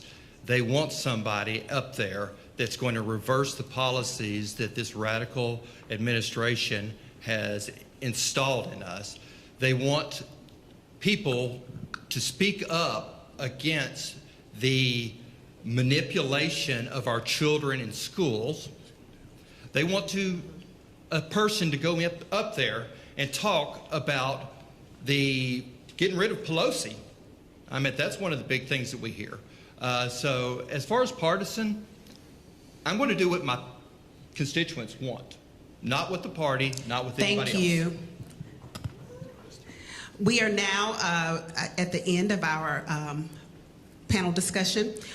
Each candidate gets 90 seconds to make a final statement, and we'll begin with Jenny Bachler. According to a recent poll, 75% of Americans think that we're going in the wrong direction. Would you like to see us back on the right track, going in the right direction? So would I. So would I. I think that what I really want to impress upon you folks is that I'm not running to be your congresswoman. I'm running to represent you. And I intend to do that in a couple of ways. One is stay focused on results and work with everyone in Congress to produce results for you, not for me, because I don't intend to stay there. I don't have that long to stay there. But that's not, the point is, I want to go there and accomplish things and produce results for you. And I want to change some policies, and I want to actually work with everyone that's up there to produce those results. And there is a groundswell of common citizens in this country, if you haven't noticed yet, who are stepping up, doing their duty to serve their country and to run for Congress. And those people are doing so with a commitment to work together and produce results. And I am one of those citizens. Natisha Brooks. I have 2 cards in my hand. One on the back says, "Together we must unseat Jim Cooper." 50,000 of these went out. Check the FEC reports. I was the first in the race for the 5th Congressional District. We ran against Jim Cooper during the 2020 elections when no one was running against him as a write-in candidate, and we then in turn turned around to run for Congress for 2022. We didn't know that Jim Cooper was going to retire. On the 5th Congressional District, I can tell you there are only a couple of candidates that were in the old 5th, Davidson, Cheatham, and Dixon, before the lines were redrawn. And it's kind of funny that the candidates that are not here are in the new 5th District, not here to represent or say what they want to tell you. We must talk about trade schools. Everyone is not going to college, and those that are going to college, the degree must be worth the ink in the paper. We must talk adoption and foster care. We must get the children out of the system. We must talk mental health. Mental health is an epidemic, crisis. We must do something about it, and that's not a Republican or a Democrat thing. That is a humanitarian thing. We must open up the pipelines. We've got to get this inflation down, and we need to get the country back on the right track. And how do you do that? You send Natisha, our Miss Brooks, to Congress as your Congresswoman, not for the issues for myself, but for you. We're moving to Timothy Bruce Lee. Thank you. As a first responder, I've answered the call for 911 day in and day out. And the truth is that our country is in a devastating situation right now. They're calling 911 and they need somebody to respond. After speaking and traveling the area, people are talking about the Biden inflation, the war that the Democrats are leveling on our children, talking about the border security. Those are the things that are important that our constituents are talking about. And that's what we need to go to Congress to fix. Now, I have given my life to the state, to my community. I've put myself out there every single day of my life, whether you're flying by the interstate at 75 miles an hour and I'm trying to pull a patient out of a car. It happens. And I will do that day in and day out to help somebody. I want to go to Congress to continue that. I ask for your vote and your support. Go to Tim Lee, or go to Lee, the number 4, Congress, sign up, and help me defend this country. Thank you. Stuart Parks. So I can, in a nutshell, explain to you what's happening right now. So years ago, there was a communist. He was a leader in like ideological warfare. He defected from the Soviet Union, and he released publicly, you know, kind of the secrets of communism. Basically, there's 4 stages to convert a country into communism. 1, demoralization. 2, destabilization. 3, crisis. 4, normalization. Number 1, demoralization. You can basically trace that in the 1950s, 1960s when communism became more, you know, prevalent, more embraced in our higher institutions, and you see the media, they became more receptive to it and started talking more about it, promoting communist policies throughout the United States. And you see the fruit of that when 1962 Ingalls versus Vitale came out and basically took prayers out of school. And then 1963 Abington School District versus Shemp, and they took the Bible reading as well as the Lord's Prayer out of school. So from then on, our education system has never recovered. It's been a disaster. You look at stage number 2, destabilization. They form groups such as, you know, the gay rights, feminism, Black Lives Matter. All these other groups are designed to destabilize our country. Once you get past stage 2, it goes to stage 3, which is crisis. The virus, the coronavirus that was created in the Wuhan lab in China, that was intentional and leaked throughout the world to cause a crisis. When stage 3 happens, the country is going... Thank you so much for your time. God bless you. StuartParkForCongress.com. Robbie Starbuck. We need action. And I think that's one of the most important things we need to look for in people that we're electing all across the country at every level. I didn't just talk about an illegal immigration problem. I went down to the border. Me and my wife organized the largest border march that there's been in the last decade. We brought a coalition together of largely Latino Americans who are conservative, who are very upset over the mass illegal immigration happening at our border because it is a moral embarrassment what's happening. The worst human trafficking in history. We need to act on these issues and go see it for ourselves. When I saw what they call rape trees down there, where they hang the undergarments of these women and children who are brutalized by the cartels, no one can tell me that it's a moral good to have an open border. It's not. It's immoral. We need action on issues like medical freedom. When we saw children being forced masked in Davidson County and Williamson County, I showed up. I rallied in Williamson County and led a rally with over 1,000 parents, leading to a resignation from one of the school board members. Because parents should make that decision. When troops were told they were going to be fired over the vaccine mandate, we gave them legal help.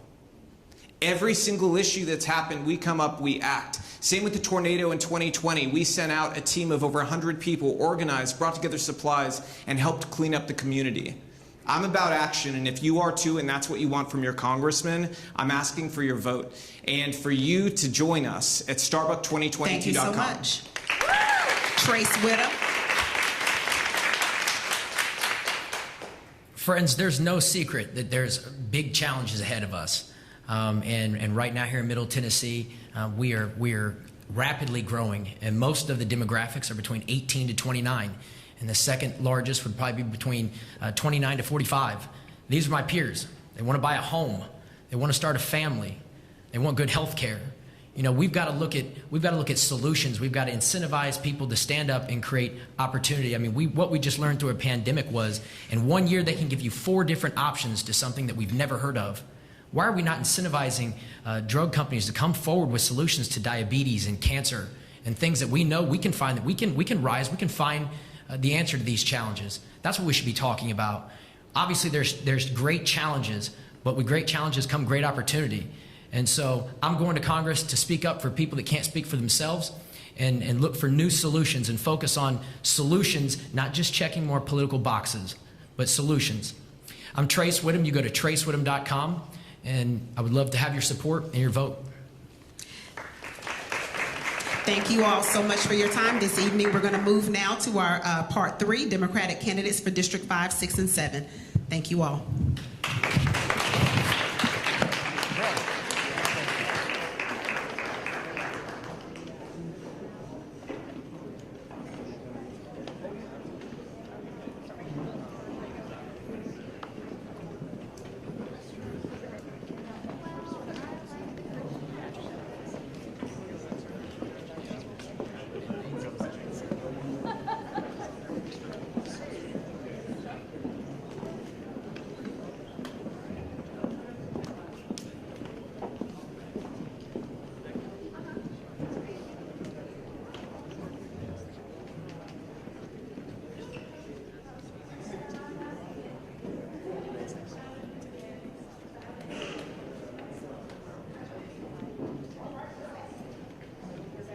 We're back. We didn't go anywhere. Y'all leaving? Good evening. We're moving again now to Part 3, Democratic candidates for Districts 5, 6, and 7. District 5, State Senator Heidi Campbell is unopposed in the primary. District 6, Randall Cooper and Clay Faircloth. Is that correct? I'm gonna make sure I'm on the right page. And Republicans, Congressman John Rose, Republican from Cookeville, did not respond to repeated invitations. District 7, Odessa Kelly, unopposed in the primary. Congressman Mark Green, Republican from Clarksville, declined the invitation due to another commitment. We're moving to the bios. I'm counting. Make sure I had them all. Heidi Campbell is a music business executive, former mayor of Oak Hill, and current state senator for District 20 in Nashville.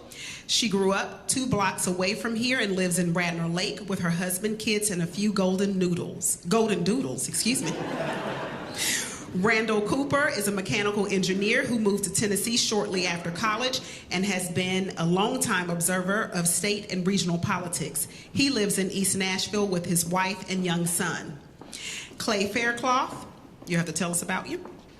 And Odessa Kelly was born and raised in Nashville, a proud graduate of the Nashville Public School System and Tennessee State University. She spent nearly 14 years as a city employee while launching Stand Up Nashville, an organization protecting and giving power to Nashville's workers. We'll move now to our candidate opening statements. Each candidate gets to make a 90-second introduction. And we will begin with State Senator Heidi Campbell. Thank you. Good evening, and hello. Good evening, and thank you so much to Lipscomb and USA Today for having us this evening. Welcome to my district. You're in my state senate district right now. Growing up and raising our children here in Middle Tennessee, I developed a deep appreciation for the people, places, and vibrant culture of this region.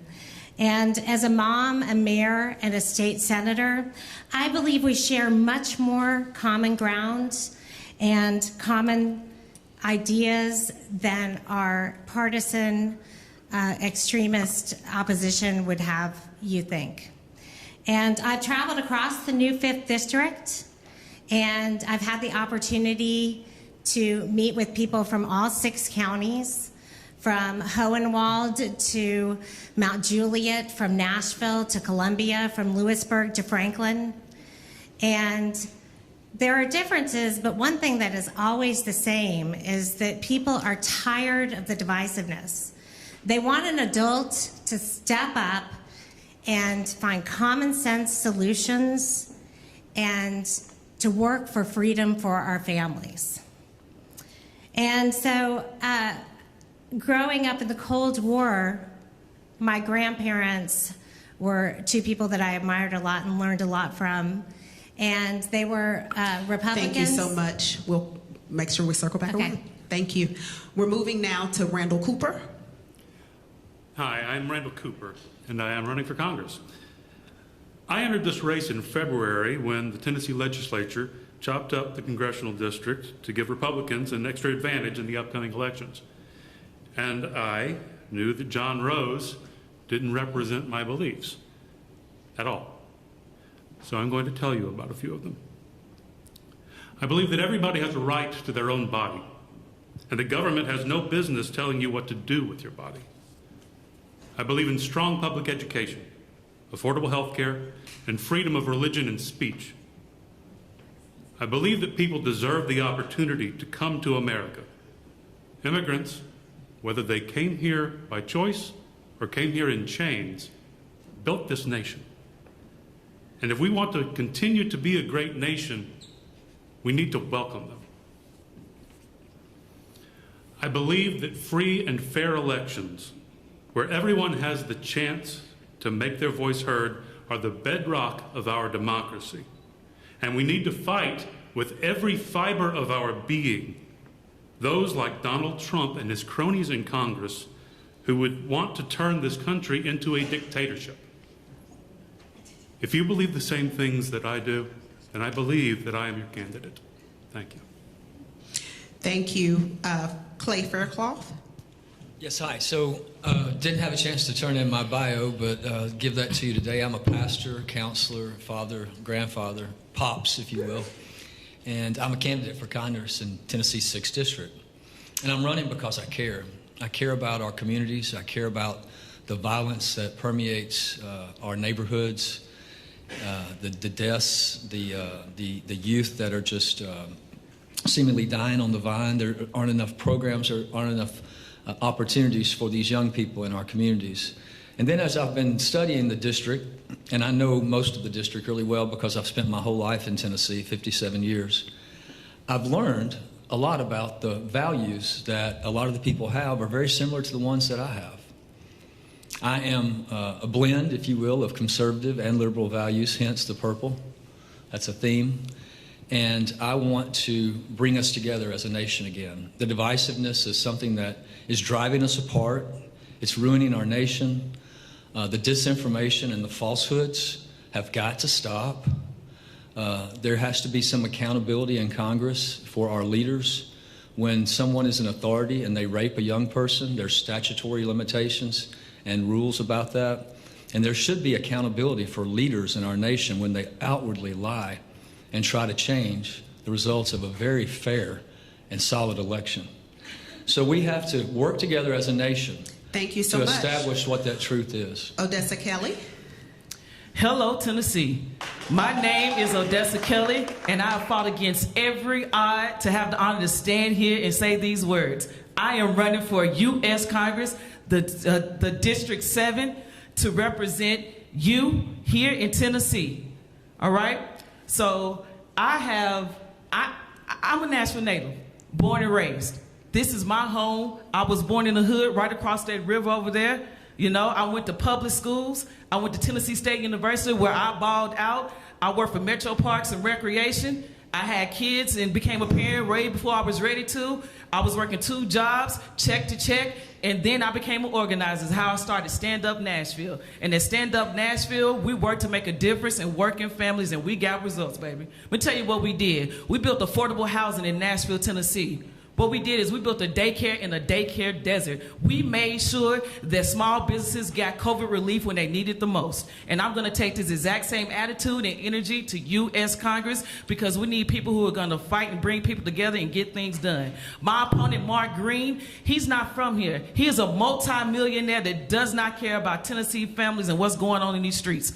That's why he voted against infrastructure. That's jobs that we need here in Tennessee. That's why he voted against expanding health care in the cities and in the rural areas of Tennessee. And that's why he voted against you getting your stimmy check.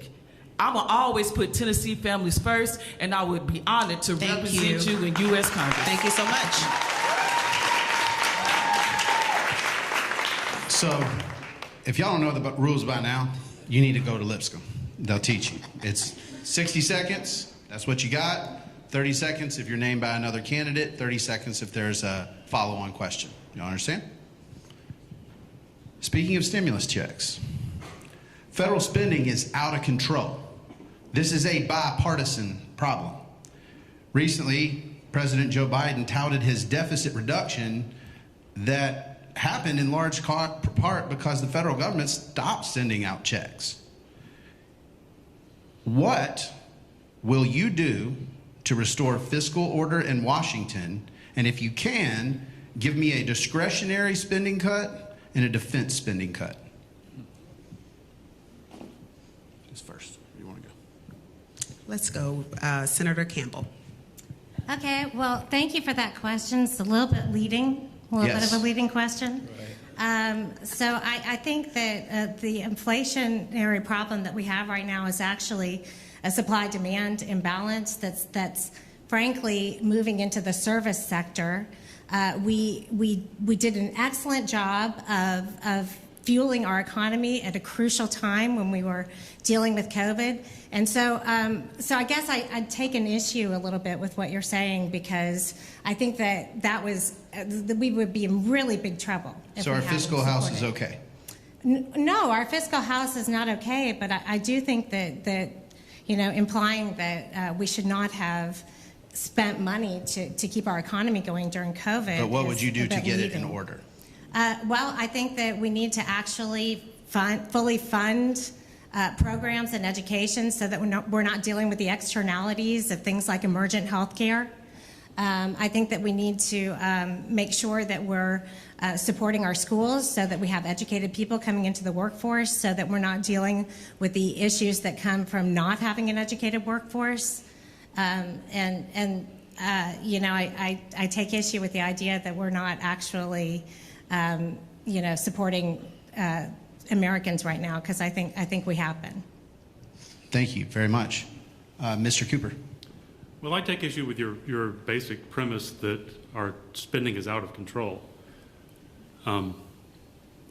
Spending has been reined in quite a bit under the Biden administration.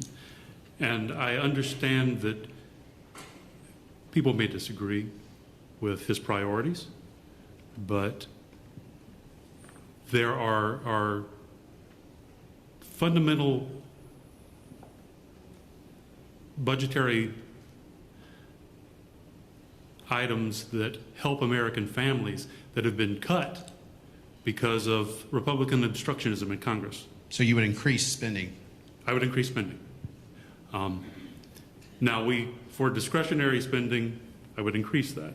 For defense spending, we have drawn down 2 wars. There is plenty of opportunity to increase our defense budget. Thank you very much. Pastor Faircloth. Yeah, you can just call me Clay. That works. Right. So inflation is driven by a couple of different things. One is the lack of a tax structure that's effective.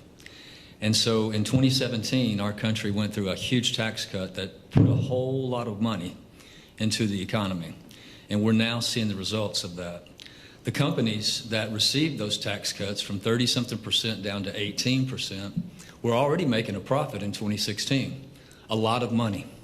We're not talking about a couple $100. We're talking about billions of dollars. And now they're making even more money, and they're sitting on it, or they're giving it to their stockholders, who are then infiltrating that money into the economy and causing even more issues. I don't agree with eliminating the gas tax, because that increases inflation as well. What I do double down on is spending on people. We need to invest in our infrastructure, and our greatest infrastructure is our people. And if we invest in our people, we have the ability, the ingenuity, the integrity to overcome any problem that we might face. Let me ask you a follow-on to that. Yes. Would you cut anything? Not in the discretionary spending. Defense spending, yes, I would. There are a number of items that I feel like are probably over the top, and we're probably spending way too much money on some of the items in defense spending and not enough on our families and on our communities where the violence is overtaking and young lives are being killed. We're worried about Ukraine, right? We're worried about all the people dying over there, but I don't see any concern about these young people dying on the streets. I see concern about them being born, but I don't see concern about their life after they're born. Ms. Kelly. Yeah, I think we can be creative. Can you hear me? Okay. I think we can be creative and put people to work. You know, we're talking about infrastructure, and I agree. There's an opportunity for us to create jobs. And the more jobs we create is the more commerce create, which means it gives us the money to, to handle some of the spending or cutting to the deficit that I assume that you're talking about. With that said, I commend the country for taking care of people and putting people first instead of a bottom line. It is absolutely important that we take care of people, because I believe this country has the creativity and we have the wherewithal to come up with ideas of how we get back, we get the deficit or the debt back in balance. But what we can't do is give somebody their life back.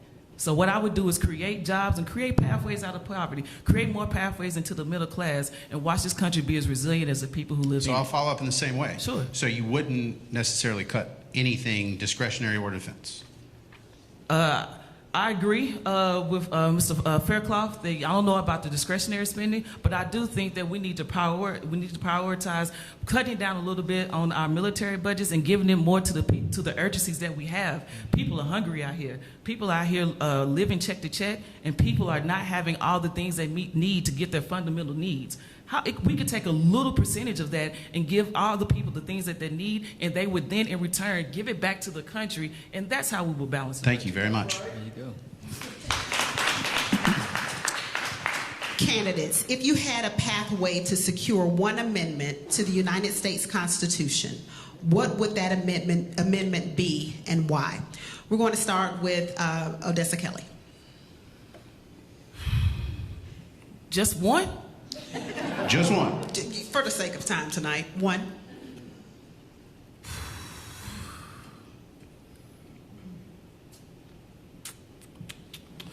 I mean, that's a hard question. You know, I think we need a pathway to citizenship. I believe we need the Senate to codify Roe v. Wade and to, get rid of the filibuster. It's hard for me to think of one thing when we have a myriad of problems.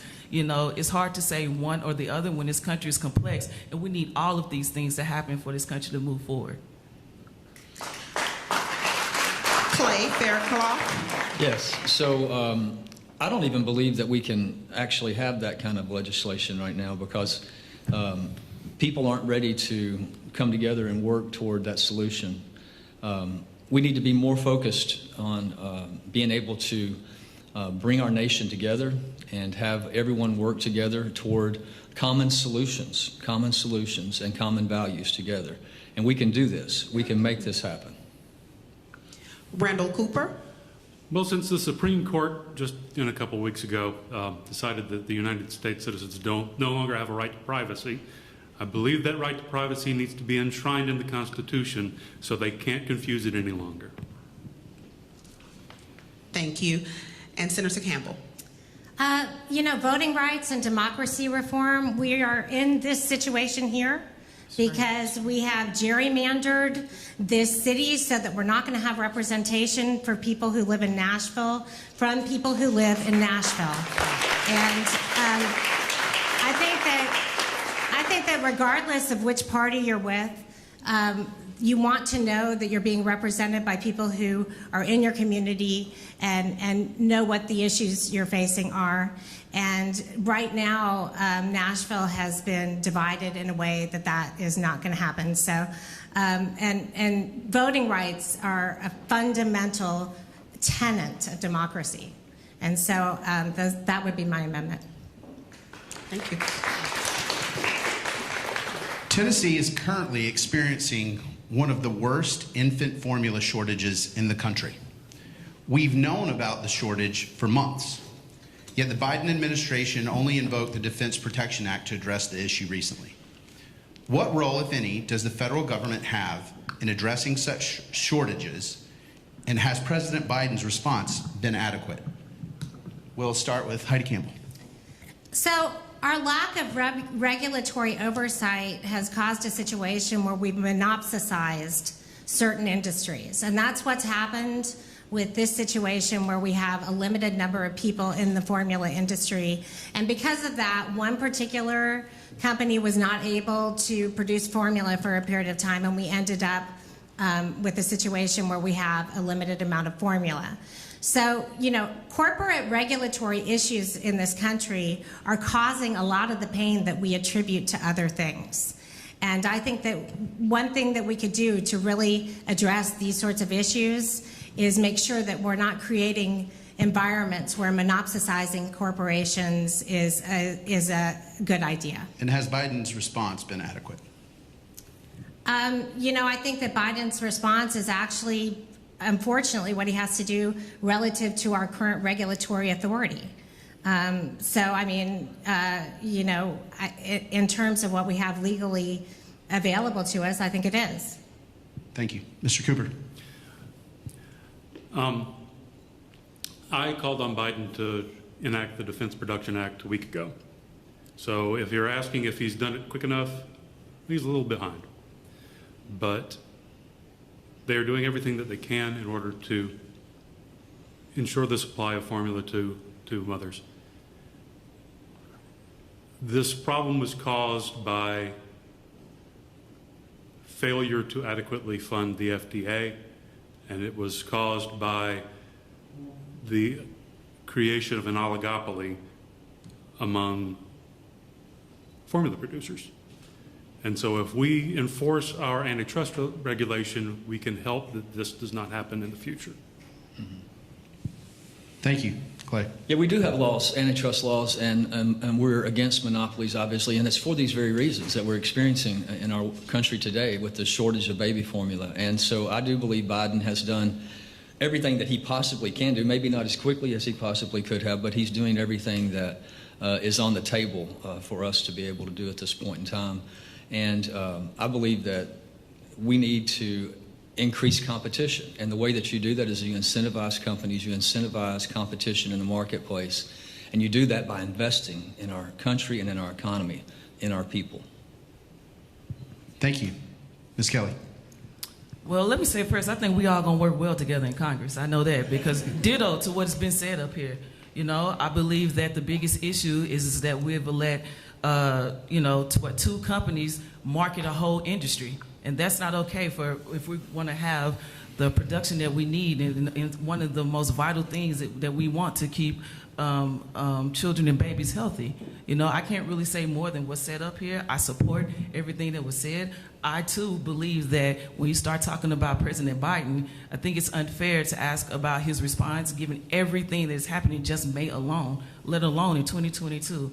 He has a very hard job to do, and I'm not protecting him in any type of way, but I think as a human being, we all can see the complexity and how so many things are coming at us in this time of need, and it's a hard thing to balance, and we're just doing our best. So that's why we want to go to Congress, so we can take some of that pressure off of President Biden, and we can be the support and the backbone of this country that you need.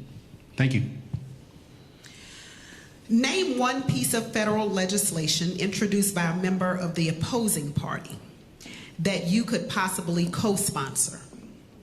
If you can't think of a specific piece of legislation, what general policy idea?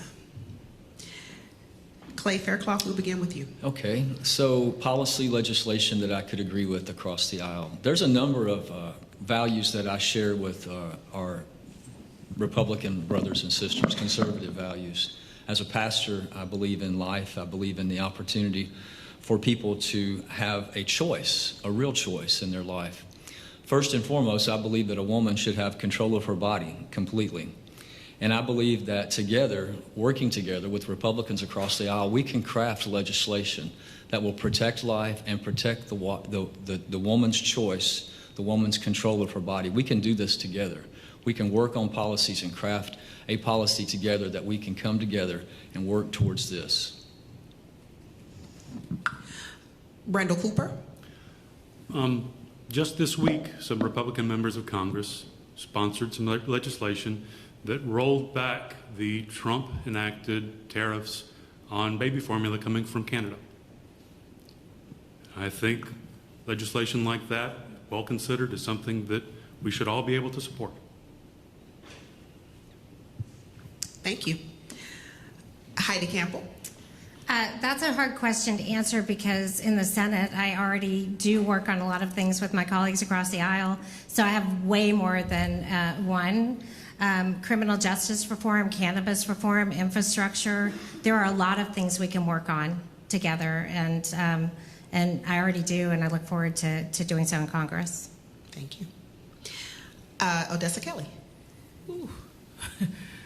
I don't know of any particular person, but I can't. Given what happened in Buffalo beginning of this week, I believe that on both sides of the aisles, people think that there should be a ban on assault weapons. Here in Tennessee, you don't need an assault weapon to go hunting. If anyone out there got some good venison, bring it my way. You know, any weapon that I can get on Call of Duty or Fortnite should not be readily available to the public. You know, so, and I think that that is something that crosses on both sides of the aisle. Thank you. Okay.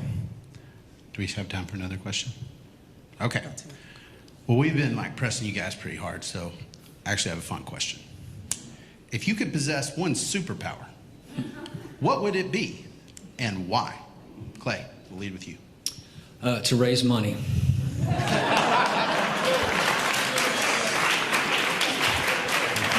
Go to clayforcongress.org and donate, please, to raise money.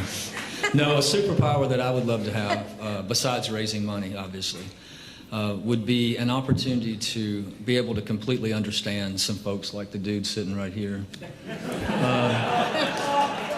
who didn't have the audacity to stay and listen to us after we had to stay and listen to him.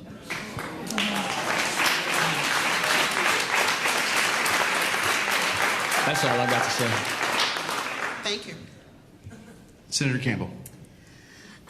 Well, so this is something I talk to my son Atticus about quite frequently, and we have arguments about it.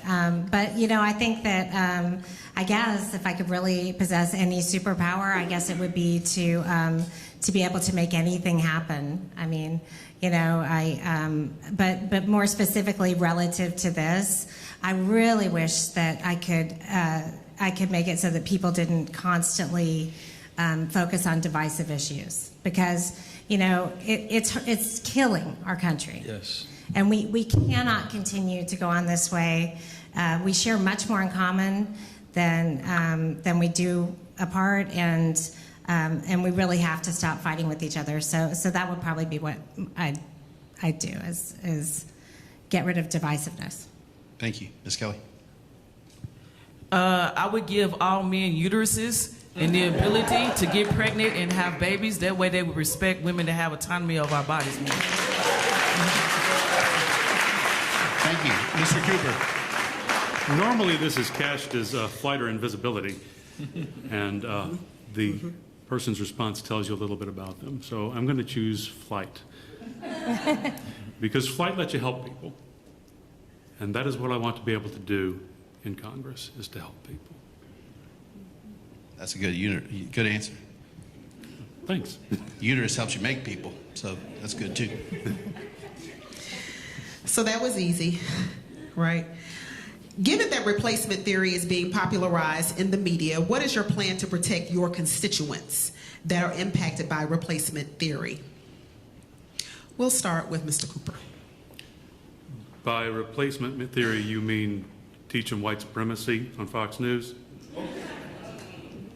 I am going to work as hard as I can to make sure that those people who are being victimized by those espousing white supremacy are protected. We need to make sure that the most marginalized and least capable of protecting themselves are protected. And we need to make sure that we do what we can to make sure that we're not radicalizing people by feeding them poison on the airwaves. I want to ask a follow-on to that. Do you believe that horrific speech should be protected by the Constitution? I believe that horrific speech should be protected by the Constitution in that the government is not allowed to tell you what you can or cannot say. But the citizens of this country should be allowed to shout you down when you say something that's not appropriate. Thank you. Ms. Kelly? The question was, what would I do to... Given that replacement theory is being popularized in the media, what is your plan to protect your constituents that are impacted by replacement theory? I think we have to call it out. You know, words have power. You know, replacement theory is simply talking about white nationalism and the growth that it's having across this nation, right? And I think given what just happened this weekend, we had 10 individuals lose their lives in Buffalo. You know, we've seen our Jewish brothers and sisters be attacked here in this country. We've seen immigrants from every walk of life here be attacked, right? And I think the problem is that we allow it too much. See, when it comes to stamping out this, it's not just a physical act, it's also a mental and a spiritual act that's got to happen as well. And, you know, and the only way that we do that is that we draw a line to make sure that it doesn't happen. It has no place in government. It has no place in creating laws or legislation that we all live by. And this is also half the reason why I'm such a big proponent of increasing, having better job training and jobs. When people have full-time jobs that pay a living wage or a prevailing wage to move into the middle class, they ain't got time to think about all the crazy things that keep us apart from each other. Thank you. It is our job to make sure that people can come together. Thank you. Senator Campbell. There's a reason that fear is being gigged up in this country. There's a reason that there's media and disinformation that is gigging up all of this these falsehoods because it serves a particular population of people. And you know, because we have had this rapid growth of proliferation of media opportunities and catalyzed the opportunity for people to speak to each other in such a large way, we have seen that some people have taken advantage of it. And I think that social media needs to be regulated. And I also think that we should regulate what we call news. Clay Faircloth. Yeah, so I would speak truth to power. I would call it out. The replacement theory is, it's not a theory at all. Really, it's not reality, period. If you look, there's a population map. If you go on Google and you look, and there's 4 different races of people, predominantly in America: Asians, blacks, Hispanics, and whites.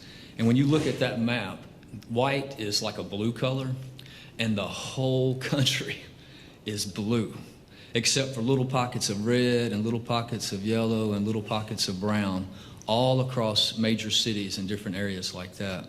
This is a Christian nation that is predominantly white, and we have to, as a nation, make sure that the minorities are protected, that they have a chance at life, that they're not victimized or villainized, or we have the opportunity to bring us together and not divide us. And replacement theory divides us. It's not true. It's not happening. Thank you so much. All right, we've reached the end, and each of y'all is going to get 90 seconds to make a final statement. We'll start on this end with Clay. Yeah. So 57 years old. Again, I'm a pops, a husband of 30-something years. I count more than just the marriage because we dated and, all that engagement time too. That counts, folks. It really does. So 30-plus years we've been married. We have an opportunity to have a grandson in September. And toward the end of the year, this past year, I felt called to begin to pray about entering into this race. And of course, when Jim Cooper bowed out, that was, a good thing, I thought. We needed a change. We needed a new voice in Nashville. And now we're going to have 3. And I think it's a wonderful thing. What man has meant to be bad for Tennessee, God's going to turn it around and make it good.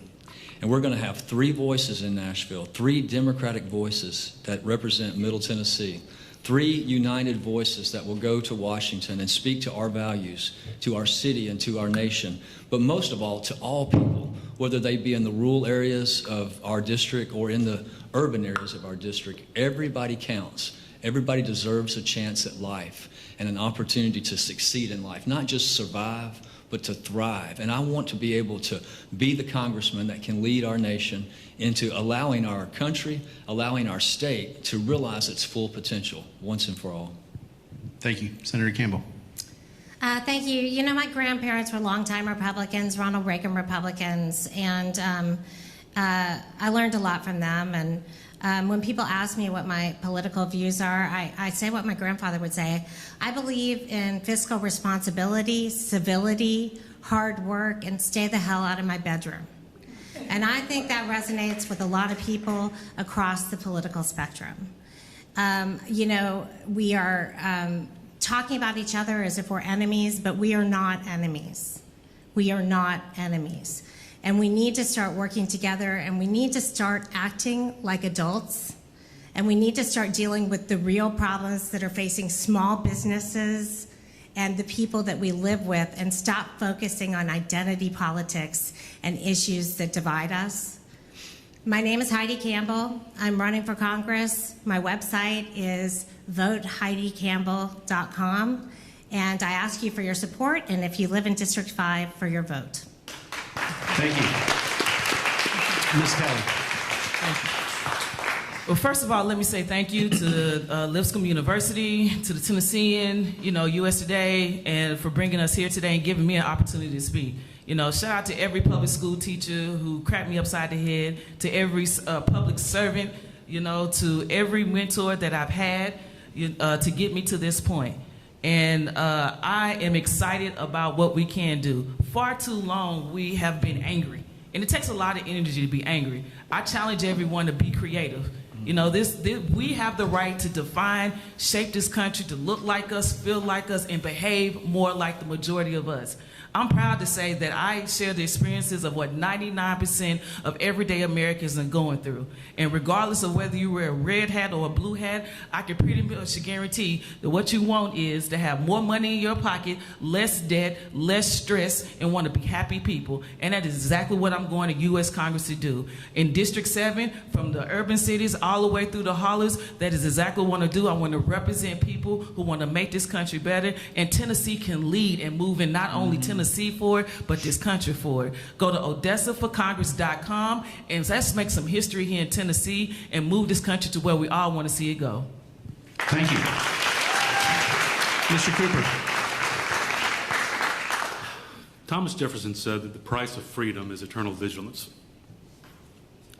I don't need to tell you that eternal vigilance is exhausting.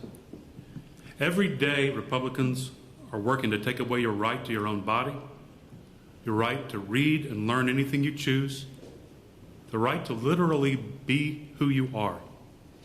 They want you tired, disheartened, so fed up with the both sides of the same rhetoric that you just give up. Just yesterday, wannabe dictator Donald Trump sent out a message telling his chosen candidate he should just declare victory in an election where they hadn't finished counting the votes. These are people who have no respect for America, no respect for democracy, and no respect for the freedom we have to be eternally vigilant to protect. If you vote for me in August and again in November, that is my promise to you. Vigilance. And together, we will work on making this country a better place for everyone. Thank you. Thank you. Well, we have come to the end of our forum. We want to say thank you so much to the candidates on the stage and the candidates that have participated this evening. Thank you all so much on behalf of Lipscomb University and the USA Today for being here. The primary is August 4th. Let me say this. I have a hot mic. 11% of voters in Davidson County voted a few weeks back. I don't know what the state numbers are, but that's totally ridiculous. Amen. That is absolutely ridiculous. We have these candidates. Not everyone wants to run for office, but these candidates are running, and we owe it to ourselves and to our children and to our children's children to vote. The primary is August 4th, election is November. Please go out and vote. Thank you. Thank y'all. Hey. Thank you, sir.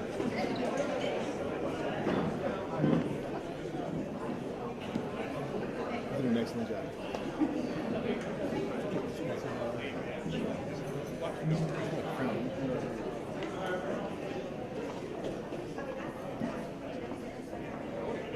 Hey, you can cut the feed.